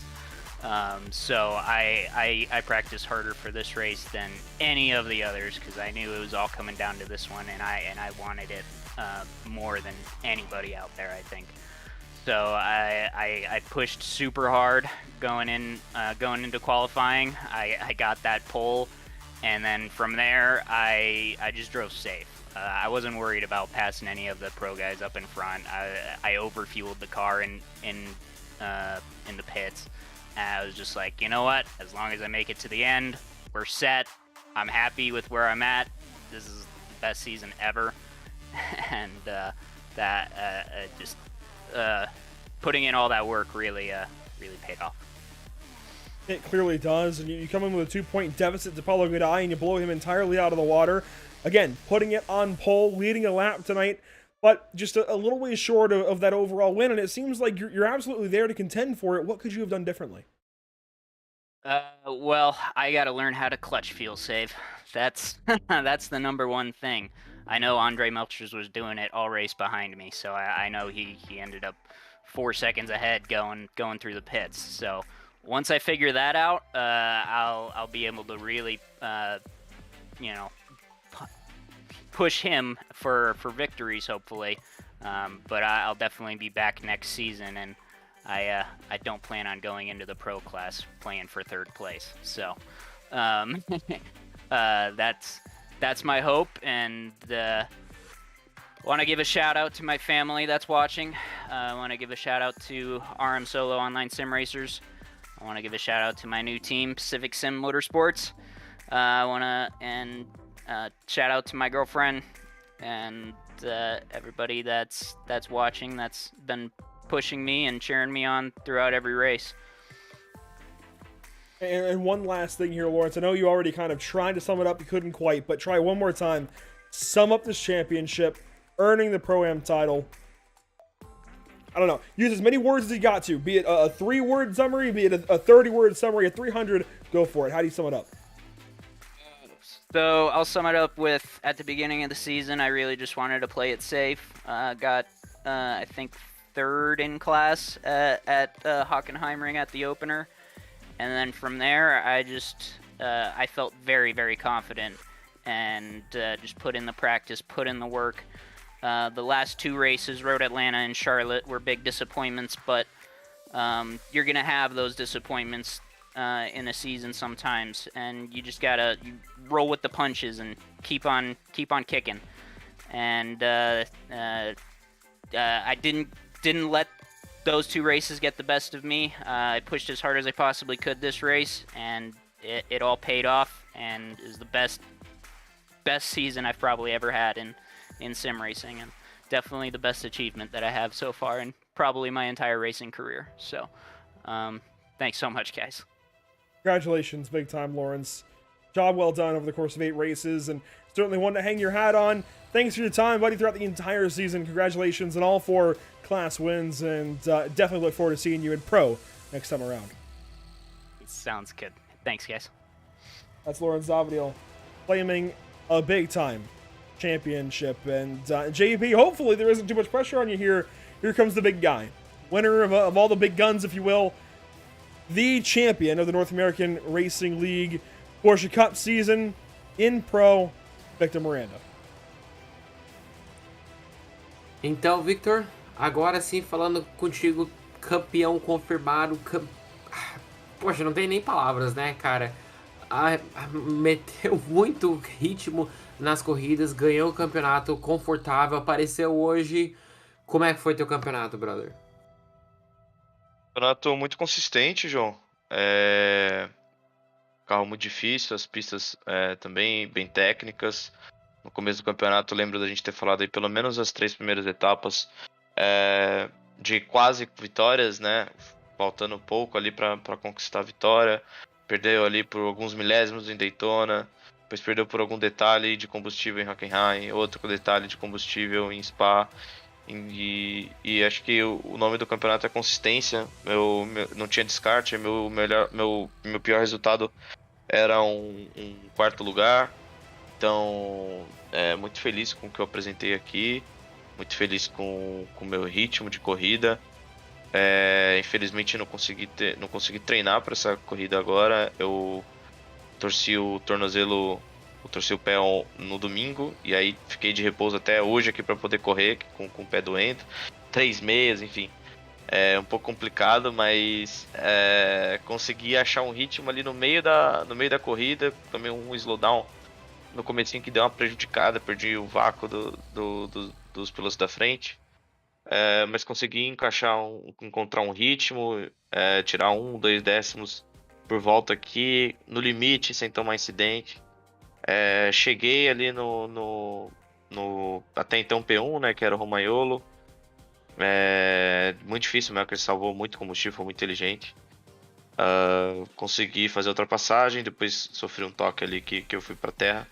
Mas corrida super divertida, gostei bastante, o campeonato também super divertido. Parabéns à transmissão, parabéns você, parabéns Andrew, parabéns ao Scott, todo mundo que proporcionou esse campeonato aqui da melhor qualidade possível. Agradecer os brasileiros que participaram, agradecer o Paulinho aí, que foi o Paulo Godoy, segundo colocado na Pro AM, agradecer o Zamperlini, agradecer, enfim, a galera, o Laui, todo mundo que tá com a gente no campeonato. E minha família, a equipe Energy Sim Sport.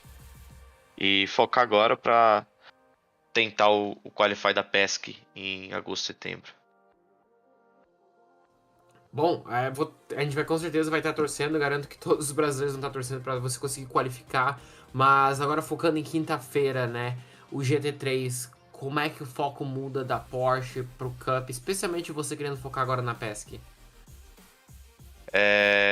GT3 é um carro que eu sempre andei, né, antes mesmo do Porsche, era meu main carro aqui, né, o carro principal que eu andava. Mas ele teve uma alteração significativa no downforce. A gente está andando com o high downforce, então também muda bastante aqui um pouco a tocada dele. Eu tô com bastante cabeça no Porsche, então tô aqui para somar bons pontos e entregar o nosso melhor. A gente conseguiu aparecer em algumas etapas, outras etapas não fomos tão bem, e vamos fazer de tudo para ter bons pontos e aparecer bem na próxima quinta-feira. Com certeza, Victor. Dito isso, agora sim, você pode descansar toda terça-feira de noite, quase madrugada, já madrugada aqui no Brasil pra gente, mas é isso, pode descansar agora sabendo que você é oficialmente o campeão, né, da Porsche Cup na North American Racing League.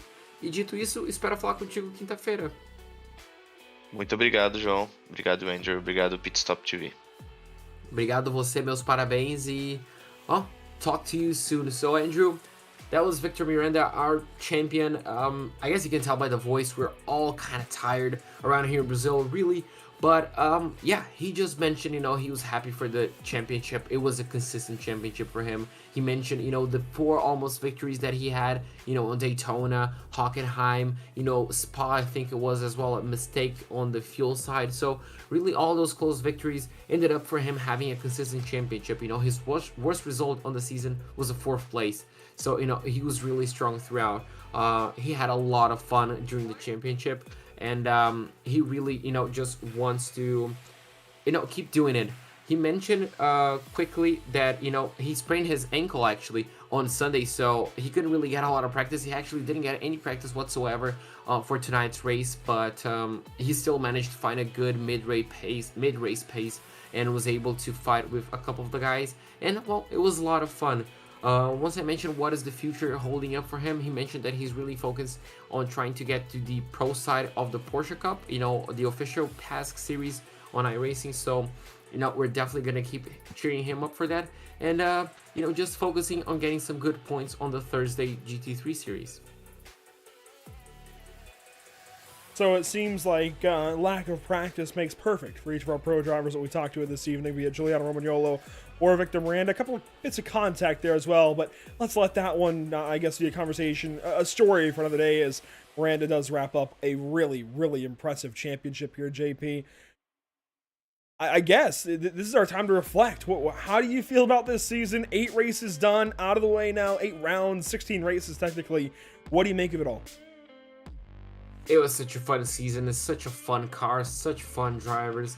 Everything was so much fun, and I'm really glad we were a part of this, Andrew, me and you.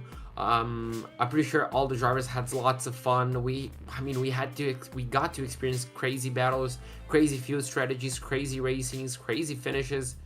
It was just a fantastic season. That it was. Now, unfortunately, while this does conclude a fantastic season, that is it. We don't have any more Porsche Cup racing for you, and we do have to kind of cut this broadcast short, but not short, but to the end. That said, we've got some great racing coming up through the days, and Wednesday, tomorrow evening, we've got the Outlaws Sim Series at 7:30 p.m. Eastern from Talladega Super Speedway. Emerson Arden and everybody else over there taking you through the coverage. Devin Zimmerman should be on the call as well. Thursday afternoon, we've got Road America from BSRTC. Elkhart Lake is going to be a whole lot of fun. It was fun earlier today, and that all gets going at 8 p.m. UK. That is 3 p.m. Eastern time. And Thursday evening, look at that, more North American Racing League action, 8:30 Eastern. It is the GT3 cars, but on the Charlotte Roval. And going into the night, JP, we've got a lot of great racing coming up this week and a lot of places to follow along. Absolutely. If you want to follow us, obviously, on each and every single social media to either be live updates, the live coverage itself, obviously news and post-race coverage, make sure to follow us on facebook.com/pitstoptv, twitter.com/pitstoptv_, Instagram.com/pit_stop_TV, and YouTube.com/pitstoptv1. It's been a fantastic season of racing. Not entirely sure how to wrap things up, to be entirely honest, after all of that great racing, all the great battles, the great storylines, the drama here and there. And Andre Melcher's looking so good, but coming up so far short of the championship. Victor Miranda wrapping things up, certainly. I think that's fair to say at this point, only finishing one spot behind Luke Krause, who had a 20-point deficit. I think Lauren Zafadil getting this championship certainly is deserving of pro next season, as much as he maybe doesn't want that to come up third next season, but I think he can contend for wins next time around, and I very much look forward to seeing car 24 going after it next time around with these guys. And just great season as a whole. Great drivers, checking in. The midfield was fantastic. Having guys like Curtis Jones, James Hansen, Brady Lubin out up and down throughout the course of the season. Some Getting into the top 10, top 5 sometimes, and Lubin out going third in the standings, I think is remarkable as quietly as they did it. So a lot to talk about this season with a lot of different drivers and a lot to build on for potential future seasons. That said, that will do it this evening and this season for the North American Racing League Porsche Cup season. For all of us here with the North American Racing League, thank you so much for watching. A big thank you goes out to all of our partners with the series, Virtual Racing School, which I am a personal subscriber of. Certainly recommend their service. Maradness, which we had Giuliano Romagnola on to talk about that just a little while ago and show that even as a coach, he takes that coaching and learns from it. Tam Livery, of course, putting together a lot of these fantastic liveries on the race course each and every week. As well as the social media graphics for the league, and of course JS Consulting putting together that website and so much more for the series. There's a lot that goes into each of these broadcasts. There's a lot that each of these guys do with us here at Pit Stop TV. A big shout out goes out to JP Costa for joining me for the entire season, Zach Murtis for coming on mid-season and joining us as a social media op, and everybody else. In fact, Emerson Arden, who did Hockenheimring social media way back when on February 15th. Thank you so much to everybody who had a part in this series with the channel and a part in everything else that Pit Stop TV is able to accomplish. That will once again do it this season. Thank you so much for watching. My name is Andrew Cardinale IV. Again, JP Costa on the mic this season. We've enjoyed it so much. Join us on Thursday evening, 8:30 Eastern. It's the Charlotte Roval for GT3 cars. We'll see you then.